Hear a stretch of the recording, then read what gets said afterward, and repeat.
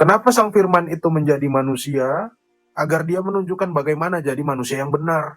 Maka suri tauladannya orang Kristen itu adalah Yesus. Kemanusiaan Yesus itulah.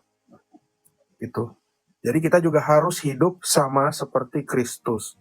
Dan demikian pula Kristus juga disebut sebagai Adam yang terakhir. Ayat hafal nggak itu? Adam yang terakhir ya. Alkitab mengatakan bahwa Yesus adalah Adam yang terakhir. Maka gambaran kita yang udah rusak sekarang ini karena Adam yang pertama, haruslah kita menjadi manusia baru menurut Adam yang terakhir.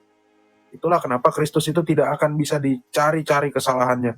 Sampai-sampai orang tetangga sebelah harus membuat website mengatakan bahwa Tuhan Yesus kami ini berbuat tidak senonoh, padahal nggak ada datanya seperti itu. Saking nggak ada kesalahannya. Nah, makanya semua orang dunia yang ada ini harus hidup, kalau mau benar, harus hidup menurut Kristus. Seperti Kristus. Ya. Suri-suri tauladan yang lain itu suri tauladan palsu yang ujung-ujungnya hanya memuaskan selangkangan harta, tahta, dan farjaha. Yesus datang tidak mencari itu. Dia datang untuk melayani kita dan menyatakan dirinya. Dan yang paling penting adalah dia memulihkan kodrat semua umat manusia yang percaya kepada dia, termasuk Pak Agung juga. Jadi barang siapa yang mau dipulihkan kodratnya, kodrat kemanusiaannya, sebelum jatuh ke dalam dosa, sama seperti manusia yang sebelum jatuh ke dalam dosa, harus memberi diri untuk apa? Dibaptis. Setelah dibaptis, kita akan mendapat materai. Materai apa? Roh Kudus. Supaya apa dapat Roh Kudus? Supaya kita bisa hidup dalam kekudusan. Kejarlah kekudusan, karena tanpa kekudusan tak seorang pun dapat melihat Tuhan. Itu poinnya. Kenapa orang harus dibaptis dan kenapa orang harus hidup seperti Kristus. Siapa yang telah dibaptis dalam Kristus telah mengenakan Kristus. Jadi kita yang udah dibaptis ini, kita orang Kristen ini, orang percaya ini, kita juga hidupnya harus seperti Kristus, mengasihi ya. Salah satunya kita mungkin bisa mengasihi apa? Memberitahu nih, yang benar begini Pak Agung, ya kan? Pak Agung kan bisa menilai ajaran mana yang ada nilainya sama yang nggak ada nilainya. Yang nggak ada nilainya itu adalah ajaran yang mengajarkan selangkangan, merampok, menghujat. Ya udah ya Kak, makasih atas penjelasannya. Mau turun dulu. Mau turun dulu. Mau aktivitas. Oh iya, silakan. Aktivitasnya menghujat. Iya Bang Agung. Iya, cuma mau nanya tadi. Jadi abang kalau mau menemukan Allah di dalam dirimu, maka temukanlah dirimu itu di dalam Kristus.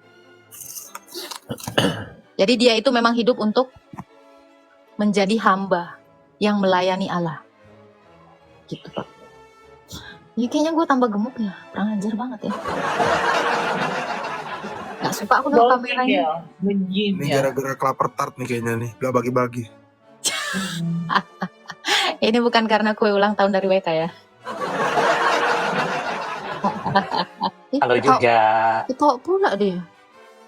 Abang Islam atau Kristen Bang? Kalau saya bukan Islam, juga bukan Kristen. Bro. KTP-nya. Alamat. Kalau KTP Islam. Ya udah. Gak usah malu gitu dong Pak. Santai aja, keles. Ini dengan Prof ya.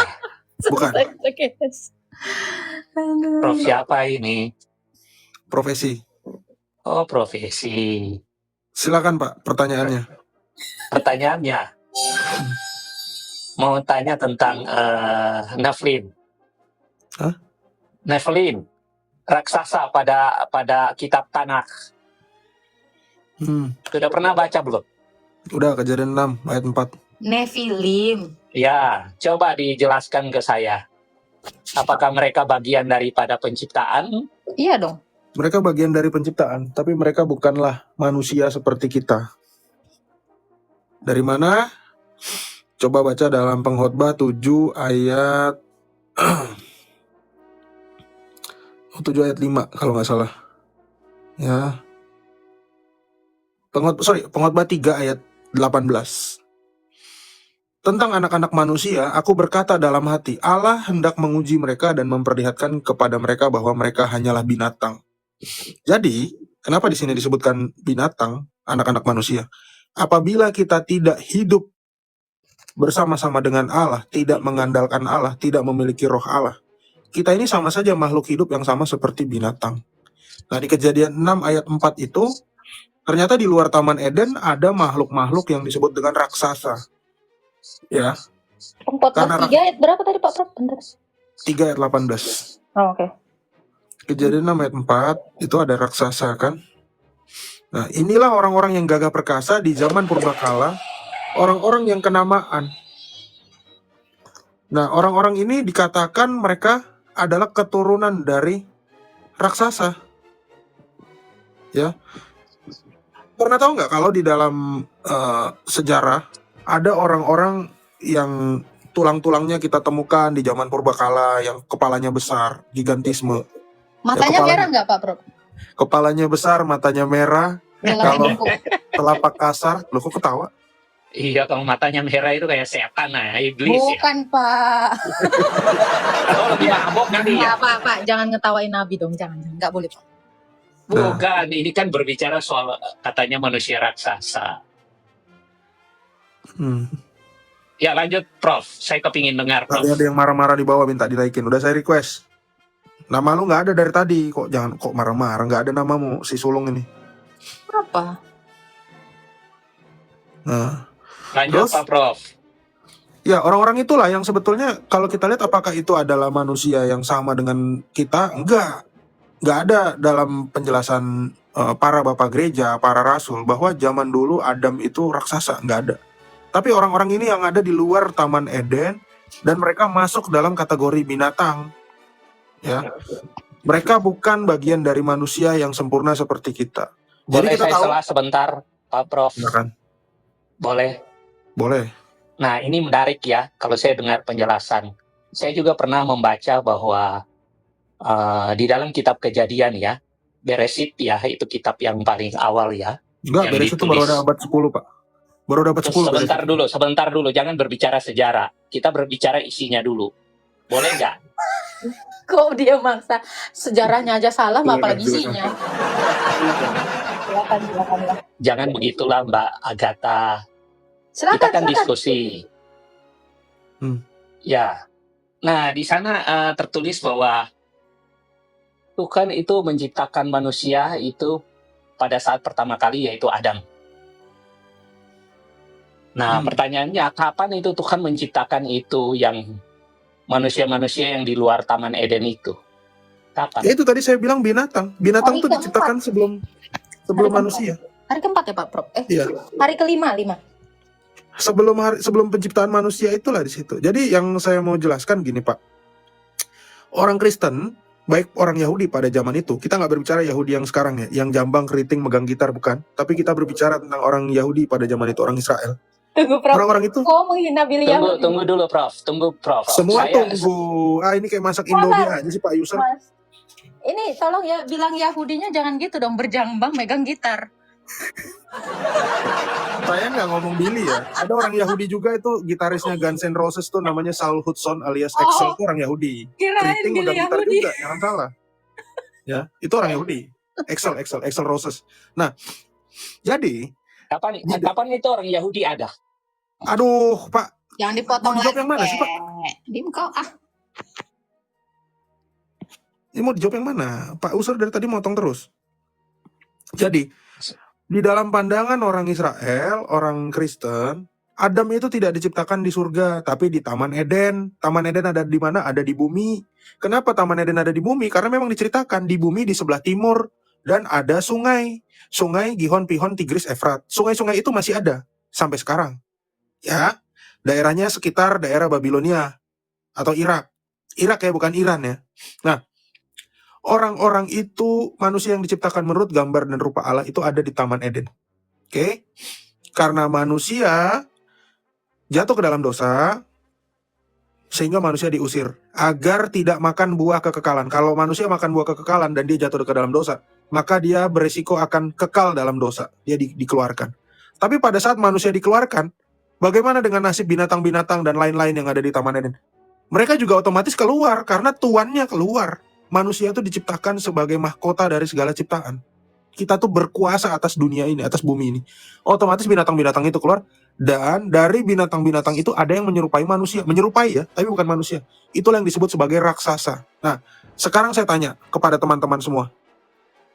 Ada ajaran agama di dunia ini satu-satunya yang mengajarkan bahwa Adamnya tidak lahir di dunia. Tidak lahir di bumi. Bukan di Taman Eden. Ya, nggak usah dijawab.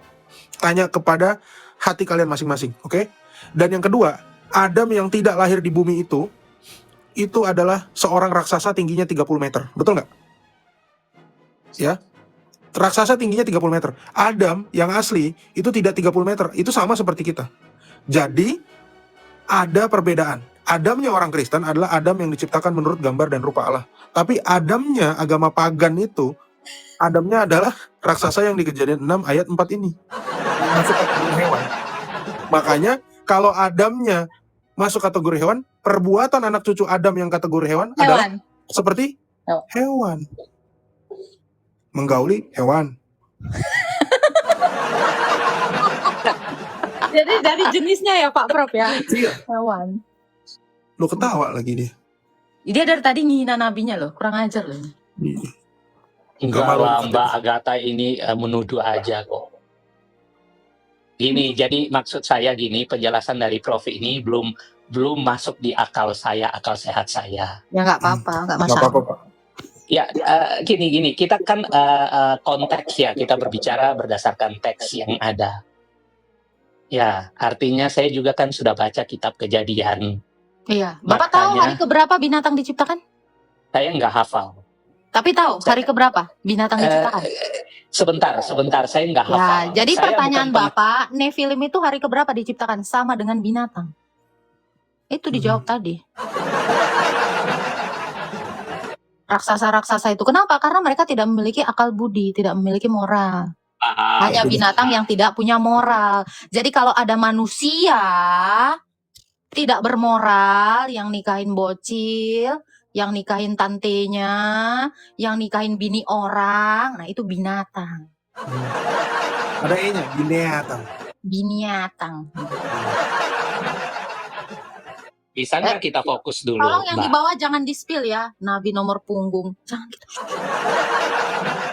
Bisa nggak kita fokus dulu? Ini fokus kok. Pertanyaanmu Enggak. sudah kejawab. Jadi walau Enggak, kamu enggak. katakan penjelasan Pak Prof tidak masuk logikamu, lebih nggak logika lagi singa bersin keluar kucing.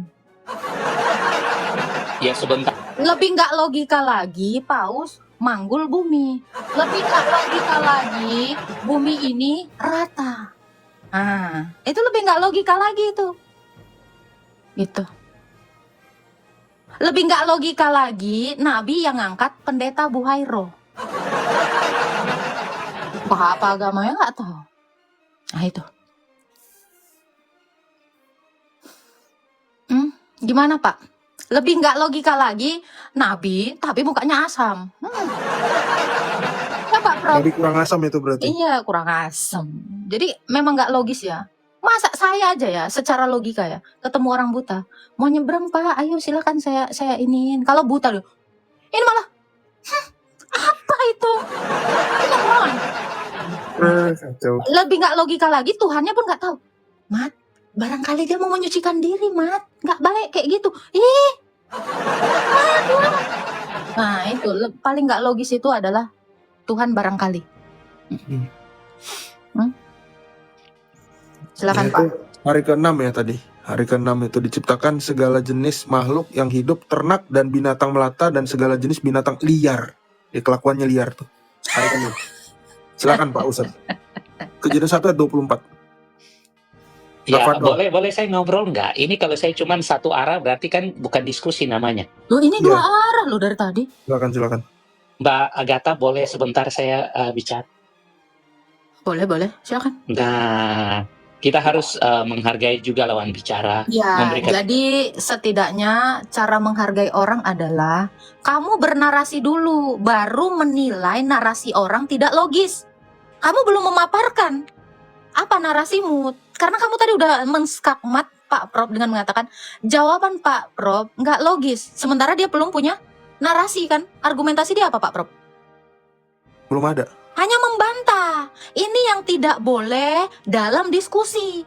Kau paparkan narasimu, orang lain memaparkan narasi dia. Setelah dua-duanya memaparkan narasinya, baru ambil kesimpulan. Kamu menyimpulkan sebelum kamu bernarasi. Tahu ya, aturan dalam diskusi. Silakan. Itu yang saya nggak suka. Menyimpulkan. Lanjut. Narasikan narasimu. Di mana saya menyimpulkan? Saya Mulut belum kau juga tadi berbicara. Mulut kau tadi lupa dengan mengatakan apa yang dikatakan Pak Prof. Nggak logis. Pak Prof tadi masih ingat dia ngomong gitu? Ingat. Saya itu sangat mengingat loh orangnya. Makanya saya bilang, dari awal statement kamu pun saya ingat sampai detik ini. Jadi jangan seperti itu, bro. Saya nggak suka orang yang seperti ini. Banyak sekali yang bertanya di room saya ini. Dia belum memaparkan apa argumentasinya, tetapi dia sudah menjudgment narasi orang. Sebelum membandingkan, kita nggak boleh ambil kesimpulan. Itu hukum dalam diskusi. Jangan kira saya tidak tahu rule dalam diskusi. Minimal Jumatan dulu lah, Pak. Silakan Pak User. Ya, ingat ya. Ya, kembali ke Prof. Ini saya mau nanya nih. Tadi kan Prof sudah jelaskan bahwa manusia raksasa itu adalah binatang. Nah, di dalam pemikiran saya yang logis ya, kalau Tuhan menciptakan manusia pertama adalah Adam, sedangkan raksasa itu juga diciptakan, kapan itu diciptakan? Kalau seandainya katakan mereka berbeda tempatnya diciptakan, apakah ada dalil yang tertulis di sana? Itu yang pertama. Yang kedua, bagaimana hubungan antara raksasa dengan manusia waktu pada saat itu? Nah, pada saat kejadiannya pada zaman Adam dan Hawa dan keturunannya Kain dan Habel. Silakan Pak Prof. Iya, tadi pertanyaannya bagus, Pak. Tadi sudah saya jawab, diciptakan pada hari ke-6. Bapak baca di Kejadian 1 ayat 24. Nah, yang dimaksud raksasa itu adalah kelompok makhluk hidup yang mirip dengan manusia. Pada zaman itu dikatakan dalam Kejadian 6 ayat 4. Bapak kan tadi nanya itu. Disebutkan bahwa pada waktu itu orang-orang raksasa ada di bumi.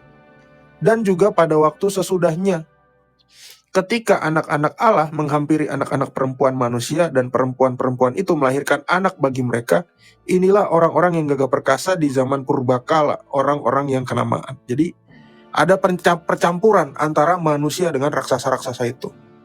Dan akhirnya orang-orang itu kemana? Orang-orang ini punah di zaman Nuh. Makanya dia baca di ayat 9. Ceritanya tentang siapa? Tentang Nuh. Dan mati semuanya. Setelah mati semuanya, maka kita saat ini makhluk hidup yang ada sekarang semua ini adalah keturunan Nuh. Ya, antara 3 suku itu, suku Sem, Ham atau Yafet. Gitu. Itu, Pak. Paham. Itu saya paham. Saya sudah baca juga. Nah, ini yang masih belum masuk ke dalam akal sehat saya itu tentang manusia yang di luar itu Taman Eden ya. Itu tidak pernah dijelaskan secara. Tadi kan saya udah bilang. Udah dijawab loh itu. Saat bosnya keluar, manusia itu adalah mahkota dari segala ciptaan. Manusia diperintahkan untuk penuhilah dan kuasailah bumi. Maka pada saat manusia sudah bisa mati, termasuk juga yang dia kuasain itu menjadi fana. Dan semua juga keluar dari taman itu.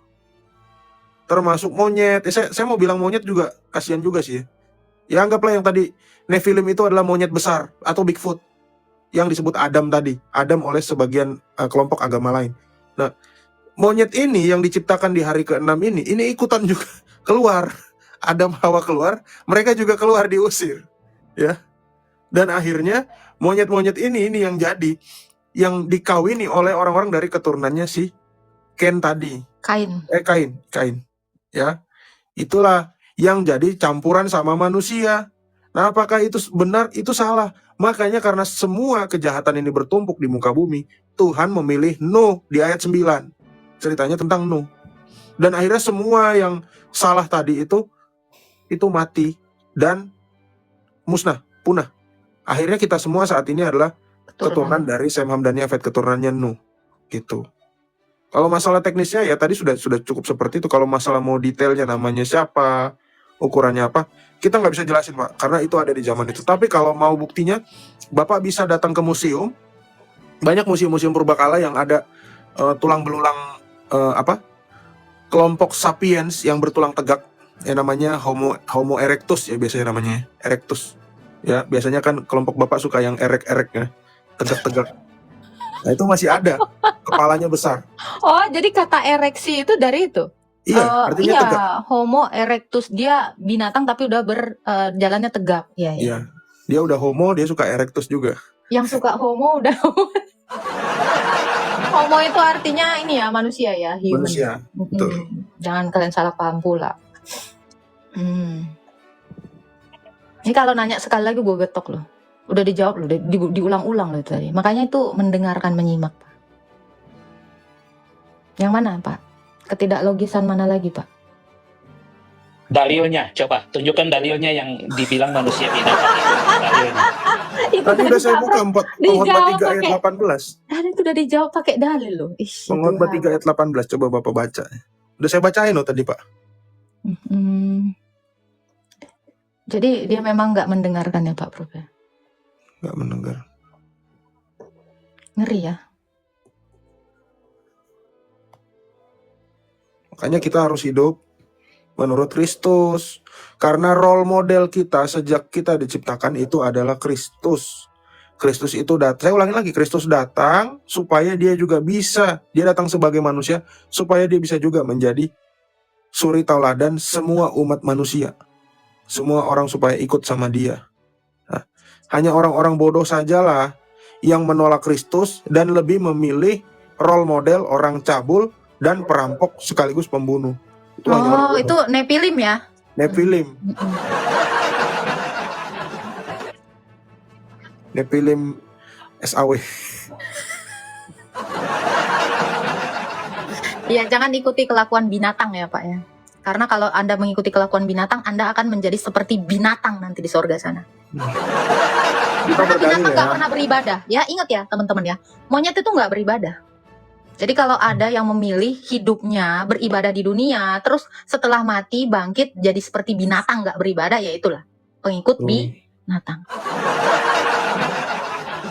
Pak, ya binatang itu biasanya dia nggak bisa membedakan mana binatang yang udah waktunya digauli, mana yang enggak. Nah itu binatang sulit. Tapi itu lebih dari binatang, Pak. Binatang bisa loh kadang-kadang ya, memilah-milah siapa yang mau diinin ya. Ada yang udah masanya pembuahan ya, itu pasti digauli. Nah kalau belum masanya pembuahan, dia nggak akan menggauli. Itu lebih parah dari binatang. Parah sih. Jadi tolong ya, aku udah siap dibuahi bang. Kalau Aisyah itu belum bisa dibuahi. Maaf. Astaga. Salah. Jangan disebut. Ampun. Ya, jadi yang belum waktunya dibuahi jangan dibuahi ya. Karena yang membuahi belum waktunya dibuahi itu adalah di bawah lagi binatang. Di bawah level binatang ya Pak Prof ya. Iya. Itu bang. Ya, kalau nggak masuk akal, ya akalnya dikeluarin. Ya, karena Anda berusaha memasukkan sesuatu ke akal Anda nggak bisa juga masuk, keluarin akalnya bang. Maka jadi seperti binatang. Ya. Di Gresik tuh ada yang kawin sama binatang ya, sampai ketua MUI Jatim datang tuh. Rahayu binti Bejo. Tolong teman-teman jangan dibuka hadis Tirmizi 1375. Tolong jangan dibuka ya. Jangan di-searching ya. Jangan di-searching, jangan cari Tirmizi 1375. Kenapa? Nanti kalian akan berbuat amal dengan ayat itu. Hadis itu. Mau tanya ke Agatha. Gala banyak kali pertanyaan, cabut aja kau masuk Islam. Pertanyaanmu pasti muter lagi ke situ. Dia nanya satu sebenarnya udah kejawab semua tadi sama Pak Pro. Saya nggak menangkap ya. Jadi memang jawaban Pak Prof ini harus ditangkap dengan iman gitu. Ya kan? Ya di Gresik itu orang kawin sama kambing ya. Ada ketua MUI-nya datang. Teman-teman jangan di-googling ya, nanti kaget semua. Halo, selamat siang. Siang. Pak Profesor. Siang, Bang Agus. Iya. Yuk, Pak mau nanya nih penjelasan atau mungkin boleh jadi pencerahan. Saya Muslim ya. Saya Muslim. Sebagai Muslim mau nanya, tidak pernah bagi saya ya. Karena Pak, menurut saya memang umat Islam sendiri juga kan tidak banyak yang tidak paham. Jadi ada Islam itu kalau kita bagi Islam yang tidak paham dan ada Islam yang paham kan itu Pak terhadap ajarannya. Ada yang namanya taklid, itu Pak ikut-ikutan kan gitu. Nah mungkin saya juga termasuk Islam yang tidak paham lah, gitu ya. Ada beberapa yang saya tanyakan Pak ya. Pertama Pak, pertanyaan saya, kalau Tuhan Maha Kuasa, sebelum Tuhan menciptakan alam semesta ini, dia lagi ngapain, gitu Pak? Ini bukan Lagi pertanyaan mengasihi marah-marah, firman-Nya. tapi, Dia mengasihi Yohanes 17 ayat 21. 24. Jadi gimana tuh bunyinya?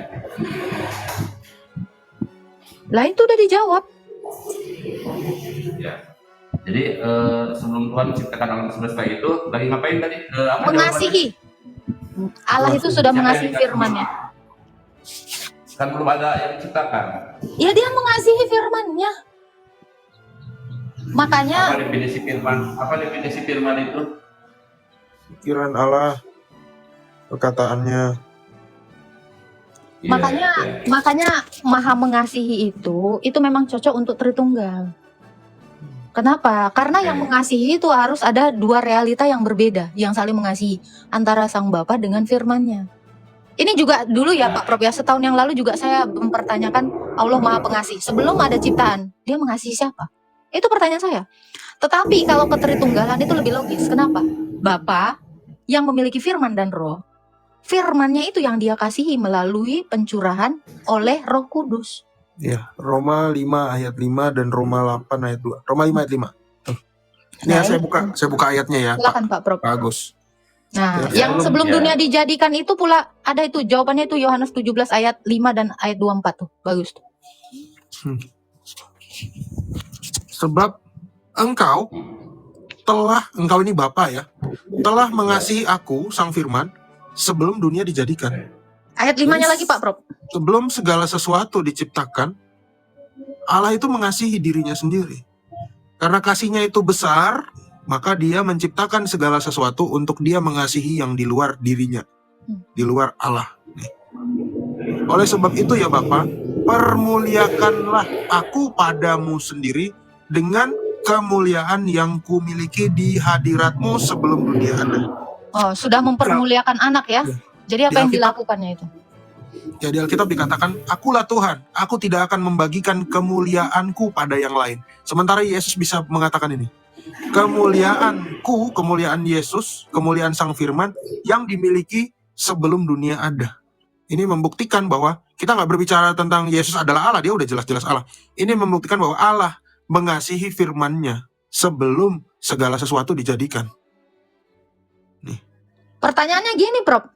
Kalau Yesus itu sudah dikasih sebelum dunia dijadikan, berarti dia apa? Ya dia Allah. Allah yang ada bersama-sama dengan Sang Bapa dalam kekekalan. Itu Pak Agus udah jawabannya. Jadi apa yang sudah dilakukan Allah sebelum dunia ada? Mempermuliakan firman-Nya, mengasihi firman-Nya yang dicurahkan melalui Roh Kudus. Lebih logis Tritunggal. Allah Maha memberi, Ar-Rahman, ya kan? Ar-Rahman itu cocoknya memang kepada Allah Tritunggal. Karena Bapa memberi kasih kepada firman melalui Roh Kudus. Ini yang logis itu memang Tritunggal. Tolong baca, Ra. Aku ini Tuhan, itulah namaku. Aku tidak akan memberikan kemuliaanku kepada yang lain atau kemasyuranku kepada patung.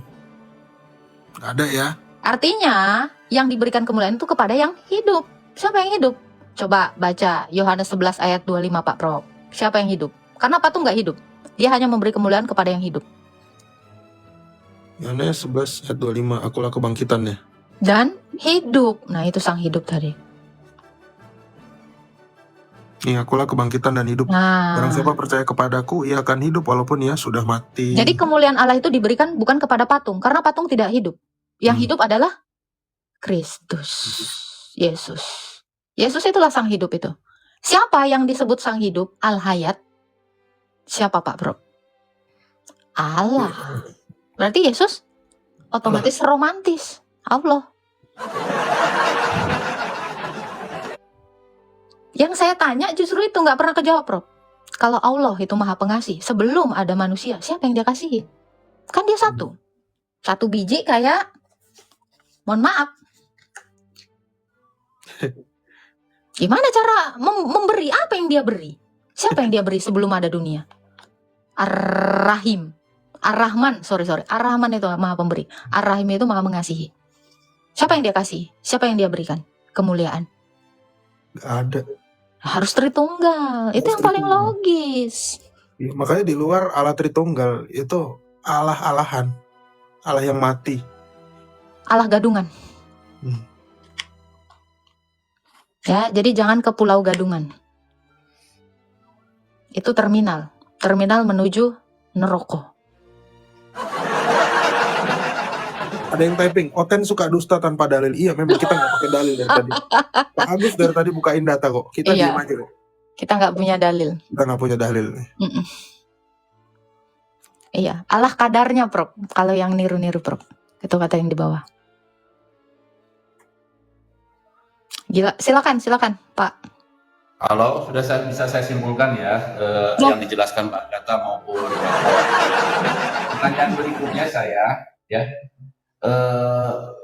seandainya Tuhan itu maha kuasa, bisakah dia memasukkan gunung ke dalam botol tanpa merubah besarnya botol itu sendiri? Apa yang mustahil bagi manusia, tidak ada yang mustahil bagi Allah. Di mana itu, Pak Prof, jawabannya? Di buku dikasih ayatnya juga dia paling nggak ingat nih Pak Agus. Dikasih ayatnya lagi, Pak Prof. Ya, sabar. Orang dibilang unta lebih bisa masuk ke dalam lubang jarum. Coba Pak Prof, itu Matius berapa? Nah, jawabanmu ada semua ayatnya. Astaga, Tuhan keren banget ya Alkitab kita, Pak Prof. Luar biasa lah. Apa ya? Apa yang mustahil bagi Allah tidak? Astaga, mati. HP ku mati lagi. Sorry tak, bentar tak. Gampang, nggak apa-apa. Kita tunggu sampai botak Sariawan, sampai Baginda bangkit. Itu loh, orang kaya yang datang kepadanya itu loh. Gimana itu ya? Matius berapa itu? Berikanlah hartamu. Iya, itu di paling bawahnya itu jawabannya itu. Apa yang mustahil bagi manusia, tidak ada yang mustahil bagi Allah. Kok keren banget sih, Prof, Alkitab kita ini? Apa aja ada gitu ayatnya. Giliran nanya istrinya Ibrahim nggak ada di kitab yang sebelumnya.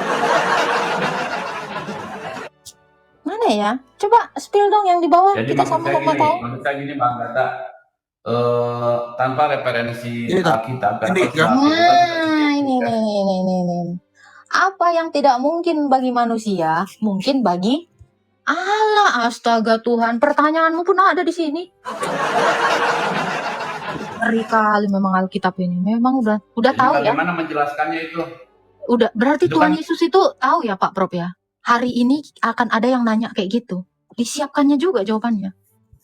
Maksud saya bagaimana menjelaskannya, itu kan cuma teori normatif. Loh, ya. Tadi kan Menjelaskannya kamu seperti nanya, apa? bisakah Tuhan, apakah Tuhan yang Maha Kuasa itu bisa memasukkan gunung ke dalam botol tanpa membesarkan botolnya? Itu dijawab sama.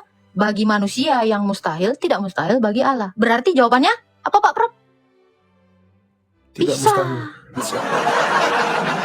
Bisa. Mungkin Coba. dia dengan cara apa? Mengecilkan gunung itu. Sama seperti, coba Pak Prof, di mana ayatnya yang tadi tuh? Hal tentang kerajaan sorga itu seumpama itu Pak Prof. Bukan. Lebih mudah memasukkan onta dalam lubang jarum. Itu di atasnya tadi. Ayat Apa maksudnya itu? 25. Iya, itu sama. Ini di Sama atasnya. itu jawabannya itu. Di atasnya. Sebab lebih mudah seekor unta masuk melalui lubang jarum daripada seorang kaya masuk ke dalam kerajaan Allah. Terus dijawab mereka. Dan mereka mendengar itu berkata, jika demikian siapa yang bisa selamat? Karena mustahil. Itu mustahil bagi manusia. Lalu jawab Yesus apa katanya? Apa yang tidak mungkin bagi manusia, mungkin bagi Allah. Wah, kalau kok nggak nyampe otakmu ke sini, ya ngeri lah. Apa yang Oke, tidak? ya. Coba. Hmm. Tadi tanyanya Mbak, ya. gunung. Gunung Gunung jadi- masuk botol. gunung masuk botol. Oke. Ya. Menurut Bapak Oke. bisa nggak? Pertanyaan ketiga ya. Tunggu. Saya nanya dulu. Bapak bisa nggak? Sabar. Oke. Menurut Bapak bisa nggak gunung masuk botol? Menurut saya itu dalam teori filsafat logika itu Kok pertanyaannya filsafat? Kita ngomongin agama kok. Seolah-olah Iya. agamamu itu nggak bisa apa-apa tanpa filsafat ya Pak ya? Iya. Pak, ahli filsafat Pak, sebentar Pak, ahli filsafat Pak. Filsafat itu dari Yunani Pak. Orang Yunaninya udah masuk Kristen semua Pak. Filsafatnya udah dibuang ke tong sampah Pak, diinjak-injak. Lu pungut buat mendedikasikan agamamu. Lanjut Pak. Nah ini Jangan kecacatan pakai logika filsafat, Pak. Jangan pakai filsafat. Saya pakai dalil. Oke. Ya. Kalau Bisa tidak nggak? pakai filsafat, Ya, kalau bisa tidak pakai nggak? filsafat, Oke, bisa nggak? Gunung masuk botol. kalau itu pernah ditanya Pak pada zaman Imam Ja'far. Tanya, bisa atau enggak Pak? Pakai dalil Hah? Pak. Bisa atau Iya, enggak? dalilnya gini. Dalilnya bagaimana mungkin mata yang Tuhan ciptakan bisa memasukkan alam semesta, itu sama aja. Berarti dengan- Allahnya artinya mustahil dengan bro. mata yang- Kok bisa Oke, atau oke. enggak? Kok malah bagaimana mungkin? Berarti nggak bisa? Iya, jawabannya Allahnya mustahil melakukan itu. Nggak bisa. Nggak bisa berarti? Itu jawabannya. Nggak bisa, nggak mampu. Oke, saya nggak bisa. Nggak bisa. Berarti Oke. Allah nggak mampu. Oke, Allah nggak mampu ya. Saya buktikan. Bisa Allah enggak? nggak mampu. Kalau nggak mampu, pertanyaannya yang salah. Oke, berarti Allahnya nggak bisa. Oke. Bro, sebentar Pak Prof. Sebentar Pak Prof. Kamu mengatakan bukan Allahnya yang nggak mampu, pertanyaan yang salah. Pertanyaanmu aja udah Betul. dijawab sama dalil kami. Silakan Pak Prof. Saya menunjukkan. Tapi dalilnya kan Saya mau normatif, menunjukkan. subjektif. Saya mau menunjukkan bahwa gunung bisa masuk botol. Bentar ya. Anda tadi bilang nggak bisa ya. Saya menunjukkan bahwa gunung bisa masuk botol hanya dengan TikTok nih. Coba Bapak baca di sini. Ini ada salah satu suratnya Bapak mengatakan, dan ingatlah akan hari kami perjalankan gunung-gunung dan kamu akan melihat bumi itu datar. Bapak setuju? Tidak. Tidak. Itu Quran loh. Ini Al-Quran. Oke? Oke? Nggak setuju ya? Padahal ini Al-Quran ya? Anda sendiri Iya. menolak ya? Ya karena ya oke. Saya tidak setuju. Tidak setuju meskipun ini Al-Quran? Begini Pak. Nggak setuju meskipun ini Al-Quran? Saya izinkan dulu menjelaskan nggak Pak? Saya Ya, izinkan ini jelaskan Al-Quran loh nggak? Pak. Ini Al-Quran. Bapak nggak setuju sama Al-Quran? Saya pengen tahu dulu. Sebentar, Bapak harus jelas dulu Pak, makanya saya jelaskan dulu ya. Al-Quran, ya halo Pak. Al-Quran yang punya kompetensi menjelaskan Al-Quran itu orang yang mempunyai kapasitas belajar dari Quran. Jadi di sini Sebentar, Bapak Pak. nggak setuju? Gini, tidak setuju. Tidak setuju? Orang bisa menafsirkan Al-Quran, sebentar. Orang bisa menafsirkan Al-Quran, makanya saya nggak percaya juga kalau Pak Profesor membawakan dari Al-Quran karena kapasitas Profesor tidak punya capable untuk menjelaskan Al-Quran, tidak punya kompetensi. Saya tanya Pak, tidak saya punya tanya Pak. kompetensi untuk menjelaskan Pak, Al-Quran. saya tanya Pak, apa Quran ini hanya untuk orang-orang yang tahu Quran atau untuk orang yang seperti Anda juga? Orang yang bisa menjelaskan tentang tafsir Al-Quran. Oke, sekarang saya tanya, apakah umat Muslim itu tidak beriman kepada Quran atau hanya orang-orang ulama aja gitu yang beriman kepada Quran? Beriman kepada Al-Quran, tetapi kebanyakan orang awam. Oke, kalau begitu jangan masuk Islam kalau kalian tidak mengerti Quran, kan gitu. Makanya saya jelaskan dulu ya. Ada Oke. yang taat berdasarkan taklid, ada yang taat berdasarkan taklid, ada Kita yang fokus ke taat pertanyaanmu berdasarkan dulu ilmu. ini aja. Gunung masuk botol. Kalau kamu nggak bisa jawab ini, artinya saya sudah membuktikan di depan 1.900 orang bahwa di sini ada peristiwa tentang gunung berjalan dan ditolak oleh orang Islam. Oh, botol. botol. Itulah indahnya Gini, Pak. Islam. Gini Pak, Bapak nggak usah membawa Al-Quran, karena saya juga kan, apakah memang Bapak LCMA juga di ini nggak, LC dan MA juga benar-benar belajar di Al-Quran nggak? Jadi Bapak? kira-kira Allah bisa nggak Pak memperjalankan gunung? Halo? Jadi Allah kira-kira bisa nggak memperjalankan gunung menurut Anda? Bisa. Loh, Tiba-tiba dia bilang bisa. jadi Nah, bisa sekarang. Ya inilah berarti ya teman-temannya. Ini pembuktian bahwa gunung tadi yang bisa jalan masuk ke dalam pikiran orang botol. Nah, Itulah gunung masuk botol. Ini masuk Siapa yang botol. Coba botol. Agus. Mbak, saya begitu susah menjelaskan.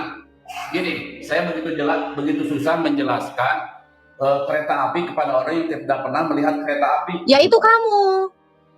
Ya itu Jadi saya tidak kamu. bisa menjelaskan kepada Bapak Ya yang iya, itu kamu. Itu kamu sendiri. Kamu yang menjelaskan, kamu juga kereta api itu. Paham nggak? Kamu seolah-olah berretorika di sini. Sementara filsafatmu itu kosong. Sama seperti isi kepalamu. Kosong. Jadi kamu sekarang lagi pertanyaan menjelaskan sesuatu keempat kepada ya. kereta api. Sebentar. Kamu menjelaskan sesuatu kepada kereta api. Kamu sedang menjelaskan kepada dirimu sendiri. Karena kamulah kereta api itu. Awalnya kamu bilang, nah ini kenapa kereta api itu diam cuman bisa tutut gitu kan Pak Prof? Itu kereta api. Nah kamu itu seperti itu. Awalnya cuman tutut, terus nggak nyampe. Nah itu. Pertama kamu bilang itu mustahil. Lalu sekarang kau bilang bisa. Itu seperti kereta api. Kadang diam, kadang tutut. Nggak menangkap. Karena apa? Karena ya kamu kereta api. Halo Mbak, bisa dilanjut Pak Prof? Ya. Pertanyaan berikutnya ya. Jika seandainya Tuhan Maha Kuasa, ya, seekor harimau sedang mengejar-ngejar rusa. Dia berdoa kepada Tuhan. Tuhan, aku lapar, maka mudahkanlah aku untuk memangsa rusa. Itu kan? Kemudian pada saat yang sama, rusa pun berdoa kepada Tuhan. Tuhan, aku dalam bahaya, sedang dikejar-kejar harimau. Tolong selamatkan aku Tuhan. Bagaimana Tuhan menjawab dua Oke. kondisi yang kontradiksi? Saya akan jawab ya. Pertama, hewan tidak bertuhan. Hewan tidak berdoa. Hewan tidak beribadah. Sama seperti umat muslim nanti tidak berdoa, tidak beribadah, tidak bertuhan. Nah itu, jadi Anda sedang menanyakan diri Anda. Lagi-lagi Anda kena ke diri Anda sendiri. Karena gini Pak, karena perandaian yang Anda gunakan itu adalah seperti orang-orang ya di dalam iman, di dalam kitabnya sebelahnya. Mereka tidak akan beribadah, sama seperti hewan. Gitu. Jadi kalau Anda menanyakan, kalau hewan nanya sama Tuhan, ya, itu sama seperti kalian. Seperti hewan nanti di sorga, ya. Silakan dilindas ya teman-teman ya. Jadi sekiranya kamu berakal, Pak, hewan itu nggak pernah berdoa, Pak. Ya, hewan itu juga tidak menyembah Tuhan. Kenapa? Karena dia tidak berakal. Hanya yang berakal menyembah Tuhan. Nah, yang tidak berakal itu menyembah Tuhan-Tuhanan. Paham ya? Tolong dilindas. Saya baru tahu. Lu berandai-andai. Ini cerita kisah fabel ya. Tahu kan cerita yang seolah-olah hewan-hewan di dalam ceritanya itu seperti manusia. Nah ini. Jadi Bapak tadi mempertanyakan dongeng fabel atau cerita fabel. Tahu kan? Pernah ya? Nah gitu. Jadi kalau Bapak mau berandai-andai, hewan itu nggak pernah bicara, Pak.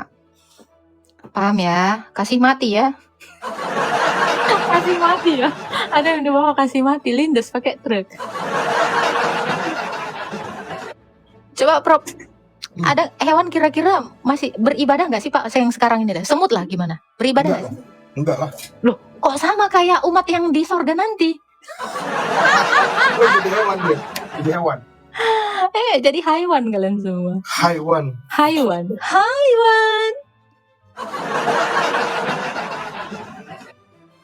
Itu ada di bawah yang ngamuk-ngamuk minta dalil Natal tuh tak tadi. Naikin aja. Kemarin, yang mana? Siapa tadi? Biar kita kasih buktinya tentang Natal. Natal 25 Desember mana dalilnya katanya. Kemarin udah dijawab itu 1 Makabe 4 ayat 59. 25 Iya, Kislev. tapi Lukas mungkin juga yang ada. nggak- Di Lukas Iya. juga ada. Suruh naikin aja dia. Yang Nanti mana kita namanya? Yang mana namanya? Adik Agatha tadi kalau nggak salah. Ah, itu nggak nyampe atas, dia nggak ngomong. Adik gua Barangkali ia ingin memperoleh apa tuh? ingin menyucikan Abasa- diri. Menyucikan diri. Ini Loh, ya. pergi Islamnya. Astaga. Kok pergi?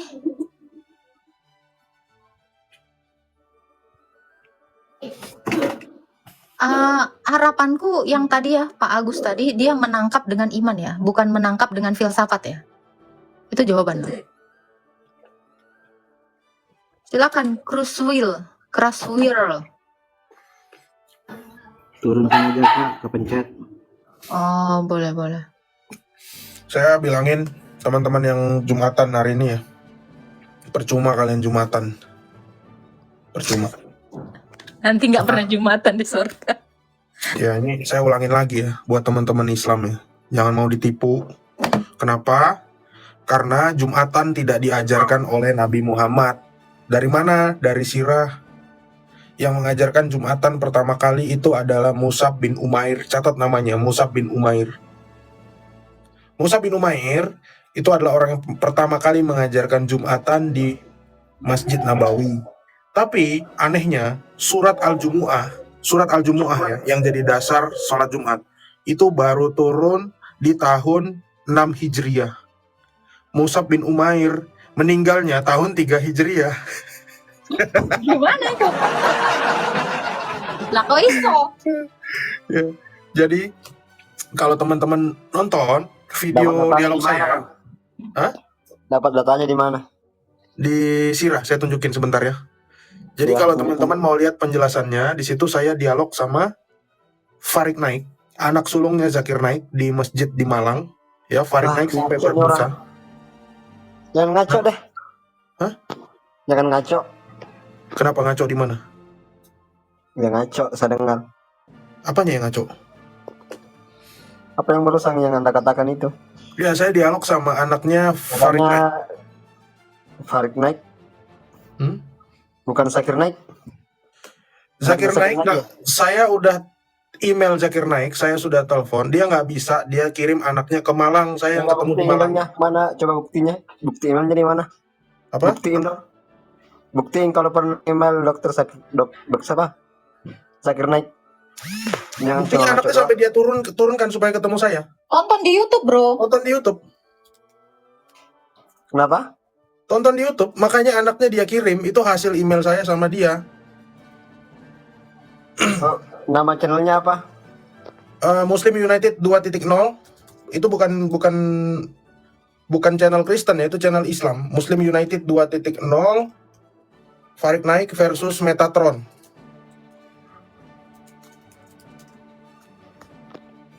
Nggak pernah lihat? Nggak pernah. Ya udah, itu berita lo. Buka YouTube, Buka YouTube. Ya, judul yang waktu itu dibawa sama Farid Naik adalah ini.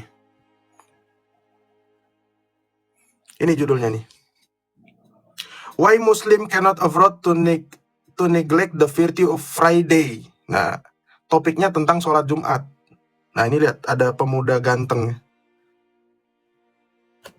itu pasti namanya prop itu, pemuda tampan dari Amrat itu. Ini orangnya.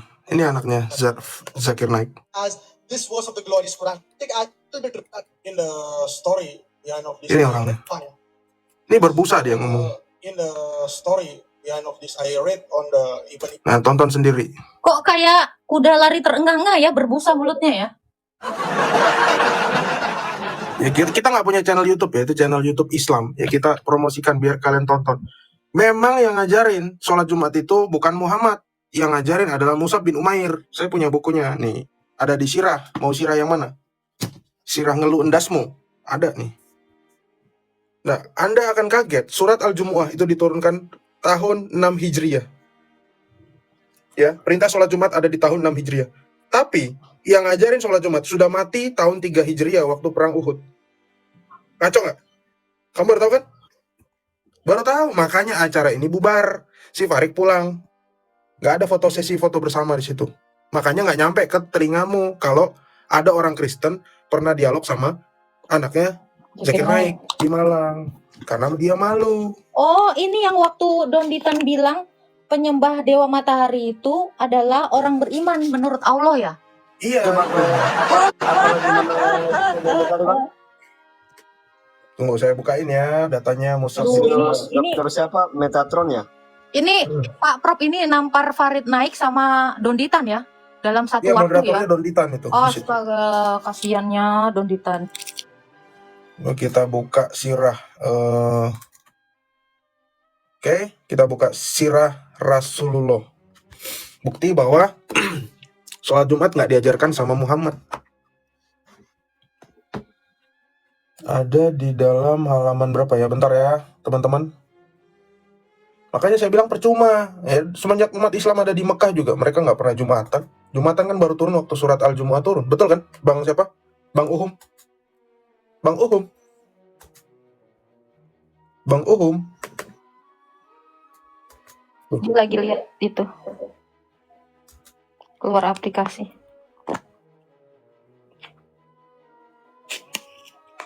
Mana ya?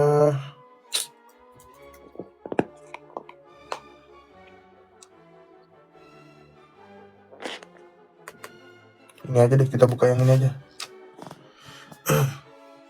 Musab bin Uqbah.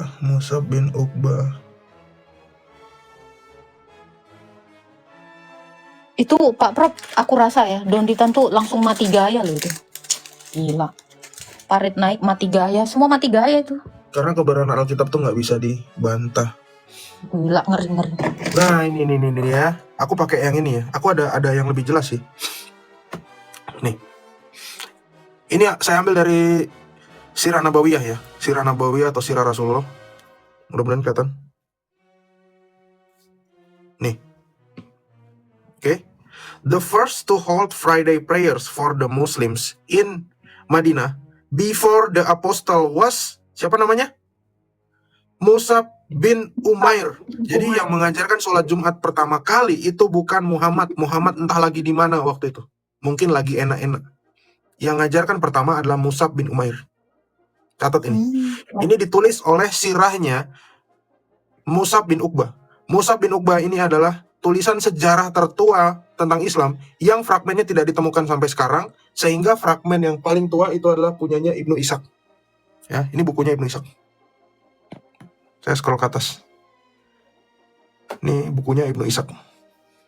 Ya. Untungnya saya punya juga buku aslinya, mana ya? Ya udah sering saya tunjukin lah ya. Nih buku aslinya. Gila. Halo, kabur Prop, kabur Prop. Oh, kabur. Ya, musuh keluar dari line. Ini buku aslinya. Ini buku aslinya, ini buku terjemahan bahasa Indonesianya. Ya udah, teman-teman pasti udah hafal. Saya sehari pasti buka ini 2-3 kali. Iya. Nih, Wow. ceritanya di sini. Emang Musab bin Umair itu adalah yang ngajarkan sholat Jumat. Percuma kalian sholat Jumat.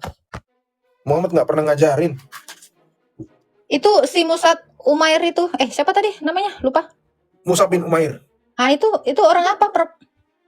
Dia orang Arab, tapi dia lama tinggal di kerajaan Kristen, Ethiopia. Itu Islam nggak? Islam.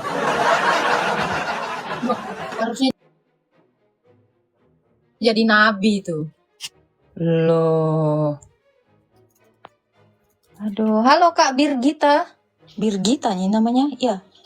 Halo. Kak Birgita. Assalamualaikum.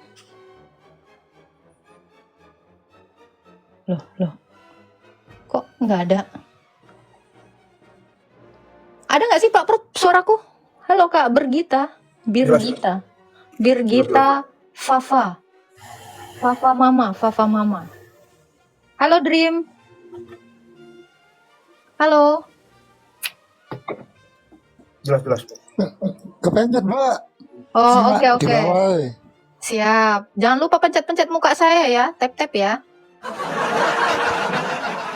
Adiknya Agatha naik aja, Bentar aja saya jelasin. Silakan, naik Saya aja. nggak akan keluar dari Alkitab jelasin 25 Desember. Bahkan tulisan 25 Desember tuh letterlock tertulis. Siap. Silakan. Itu ada di atas. Mana dia? Nah ini. Silakan adiknya Agatha. Pertanyaannya apa? Jangan di-mute, Bro. Ngomong pertanyaannya. Halo. Langsung dong. Iya, halo Kak, selamat siang. Salam sejahtera. Loh, turun Nah. dia. Dia memang kesini kemarin itu udah berkali-kali. Nggak berani ngomong. Yaudah, kita kasih yang lain aja dulu tanya. Silakan Nanti yang Kangki. 25 Desember saya jelasin habis ini ya. Tanpa buka Di luar Alkitab ya. Saya jelasin dari Alkitab. Silakan Kangki, halo. Iya, halo, selamat siang. Salam Kristen, Pak. Sejahtera, sehat selalu. Ya, amin. Muslim. Gak apa-apa kita ini nggak membedakan agama kok. Yang penting kan kebenaran. Itu mau tanya masalah itu Jumat tadi ya, emang dari itu ya Kak ya. Saya juga ini penasaran sih sebenarnya. Apa benar mereka itu mengajarkan itu? Memang saya juga pernah membaca apa itu buku yang Prof tunjukkan tadi. Tolong dijelaskan secara rinci aja. Terima kasih. Bapak Islam atau Kristen, Pak Kangki? Saya Islam.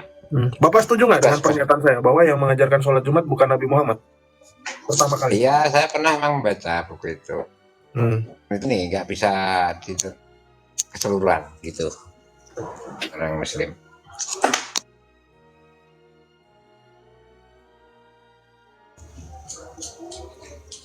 Nggak bisa diterima secara keseluruhan itu Bang, soalnya kan apa ya, ada yang percaya dari dia, ada yang percaya dari siapa, dari Umar tadi ya Bang.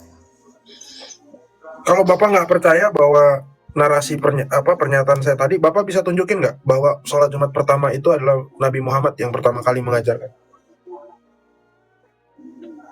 Bukan saya tuh percaya Bang tadi dari penemuan buku tadi Bang. Saya pernah baca juga itu. Oh, dia percaya berarti ya Pak ya? Pertanyaannya gini, Pak. Iya. Pertanyaan gini, Pak. Nah, ini Bapak silakan pikir ya. Ayat turun sholat, turunnya wahyu untuk sholat, itu peristiwanya di mana? Iya Kak, bisa diulang. Kurang jelas. Perintah sholat pertama kali itu kan turunnya waktu peristiwa Isra Mi'raj, betul? Iya betul. Yang dipercaya seluruh umat Islam kan itu. Ternyata setelah dibuka sirah, yang melakukan sholat pertama sekali adalah siapa tadi Pak Prof namanya? Mus'ab bin Umair. Mus'ab bin Umair. Nah, yang harusnya menjadi pertanyaan Bapak dan seluruh umat Islam, kalau ada orang yang sudah melakukan sholat sebelum turunnya perintah sholat, kira-kira Bapak percaya nggak ini Nabi dapat perintah sholat waktu peristiwa Isra Mi'raj? Kalau itu sih gimana ya? Kalau saya sih percayanya karena itu harus dari pengalaman sendiri. Ya kalau Bukan. Secara logika, Bapak berpikir ya, Anda mengimani, seluruh umat Islam mengimani perintah sholat itu dari Muhammad. Sementara sudah ada orang yang sholat sebelum Muhammad. Kamu percaya nggak ini baru dapat perintah? Sementara udah ada orang yang sholat Jumat. Ya, mungkin kita kasih data dulu aja, biar nggak bingung tak. Oke, silakan. Ya. Saya pakai cara simple. Kalau pakai sirah nanti Anda akan kaget lagi. Bentar. Besarin tak? Oke. Tuh. Gua ngebesarin, dia ngebesarin. Gimana nih? Coba besarin. Gimana? Bentar. Nah, ini kok jadi kayak gini ya? Entah modelannya. Bentar nih, gue besarin. Jangan dibesarin, aku aja. Oke. Nah, Ya, kalau Anda baca di dalam sirah surat Al-Jumu'ah. Kenapa ada namanya sholat Jumat? Karena ini adalah surah ini turun ya. Surah Al-Jumu'ah ini artinya berkumpul. Jadi Jumu'ah itu artinya berkumpul. Kalau Anda baca ya surat Al-Jumu'ah turun tahun berapa? Anda akan menemukan tahun 6 Hijriyah. Ya, ini menurut Profesor Quraisy Shihab. Saya ambil yang paling rendah aja deh. Tapi kalau baca sirah, Anda akan ketemu surah Al-Jumu'ah ini turun tahun 8 Hijriyah atau tahun 9 Hijriyah. Ya. Tapi yang membagongkan, Mus'ab bin Umair itu meninggal tahun berapa? 625 waktu perang Uhud. 625 Masehi itu setara dengan tahun berapa? 3 Hijriyah. Berarti 3 tahun sebelum perintah sholat itu sudah ada yang ngajarin ini, dan itu namanya adalah Mus'ab bin Umair. Nih. Iya. Ayo, berarti siapa yang mengajarkan sholat Jumat, memerintahkan sholat Jumat? Mus'ab Umair kah atau Allah? Atau jangan-jangan Mus'ab Tunggu. Atau jangan-jangan Mus'ab bin Umair itu adalah Allah?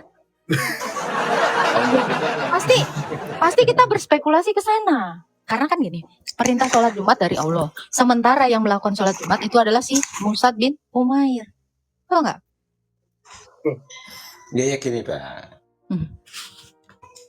Kita katakan itu ya memang Musa itu juga Allah juga. Cuman melalui firman-Nya, firman beliau gitu. Ini kan Musa, Pak. Bukan Musa, bukan Nabi Musa. Ini Musa. Mus'ab bin Umair. Yang hidup rentang waktunya itu nggak jauh dari Muhammad. Mus'ab Iya, bin saya Umair. cuma dengan beliau. Mus'ab bin Umair ini adalah kelompok muhajir, Pak. Berarti dia orang dari Mekah. Betul ya? Kalau orang Ansor itu dia dari Madinah. Iya, betul. Dia muhajirin. Dari Nah, Madinah ya. Jadi orang yang mencetuskan sholat pertama kali itu bukan Muhammad, tapi Mus'ab bin Umair. Tapi anehnya, kenapa Ya, Mus'ab bin bukan. Umair ini Perintah sudah sholat memang mati? untuk Nabi Musa, Bang. Musa. Nabi Musa. Kok Nabi Musa sih? Jadi Musa. Iya, kalau di kitab Coba Pak Pras tunjukin lagi itu, namanya beda, tadi. beda. Bukan Musa, Pak. Bukan Musa yang dapat Taurat, Pak. Namanya Musa, Pak. Itu, Pak. Mus'ab bin Umair.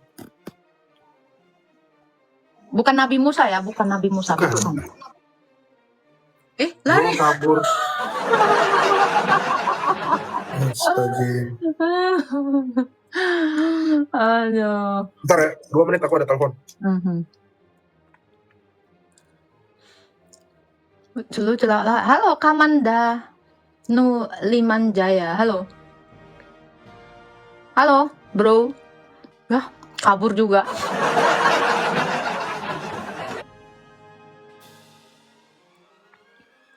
Aduh, ada-ada aja ya.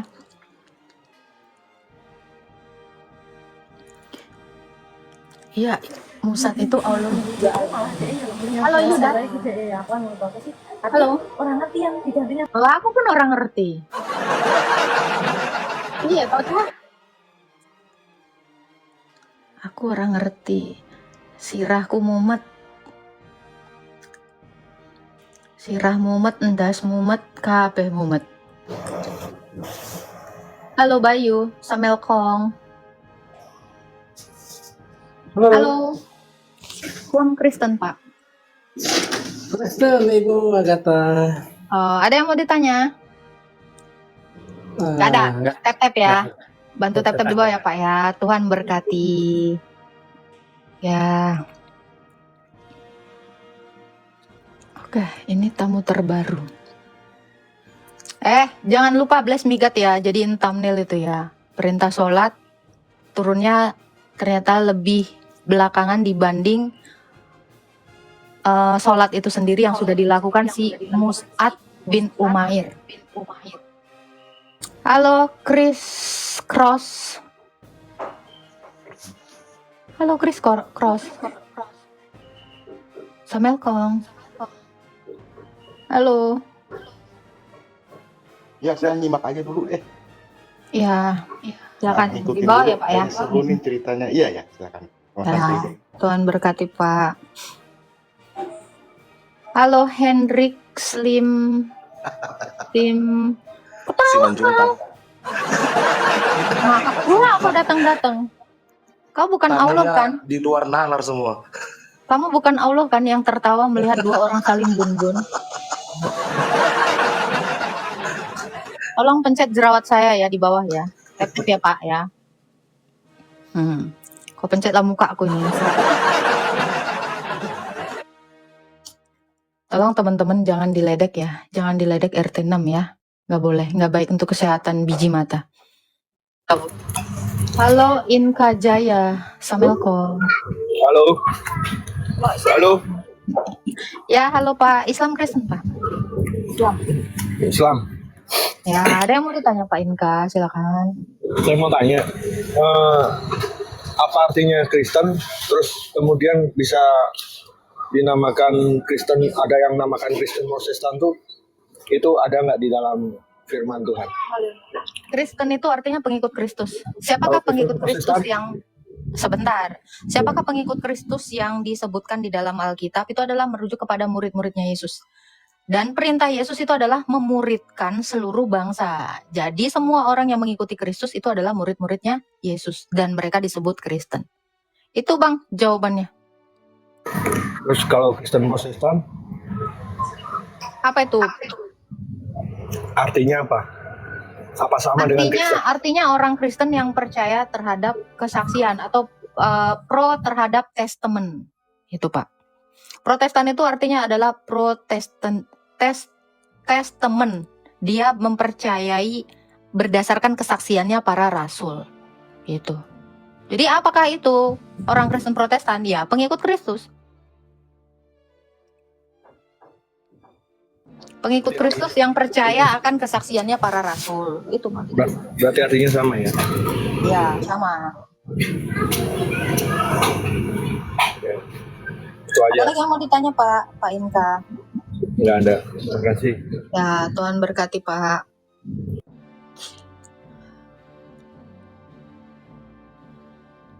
Oke, kita naikin yang lain ya. Tanyain balik Kak, enggak usah lah, kasihan dia. Kita naikin lagi nih. Ini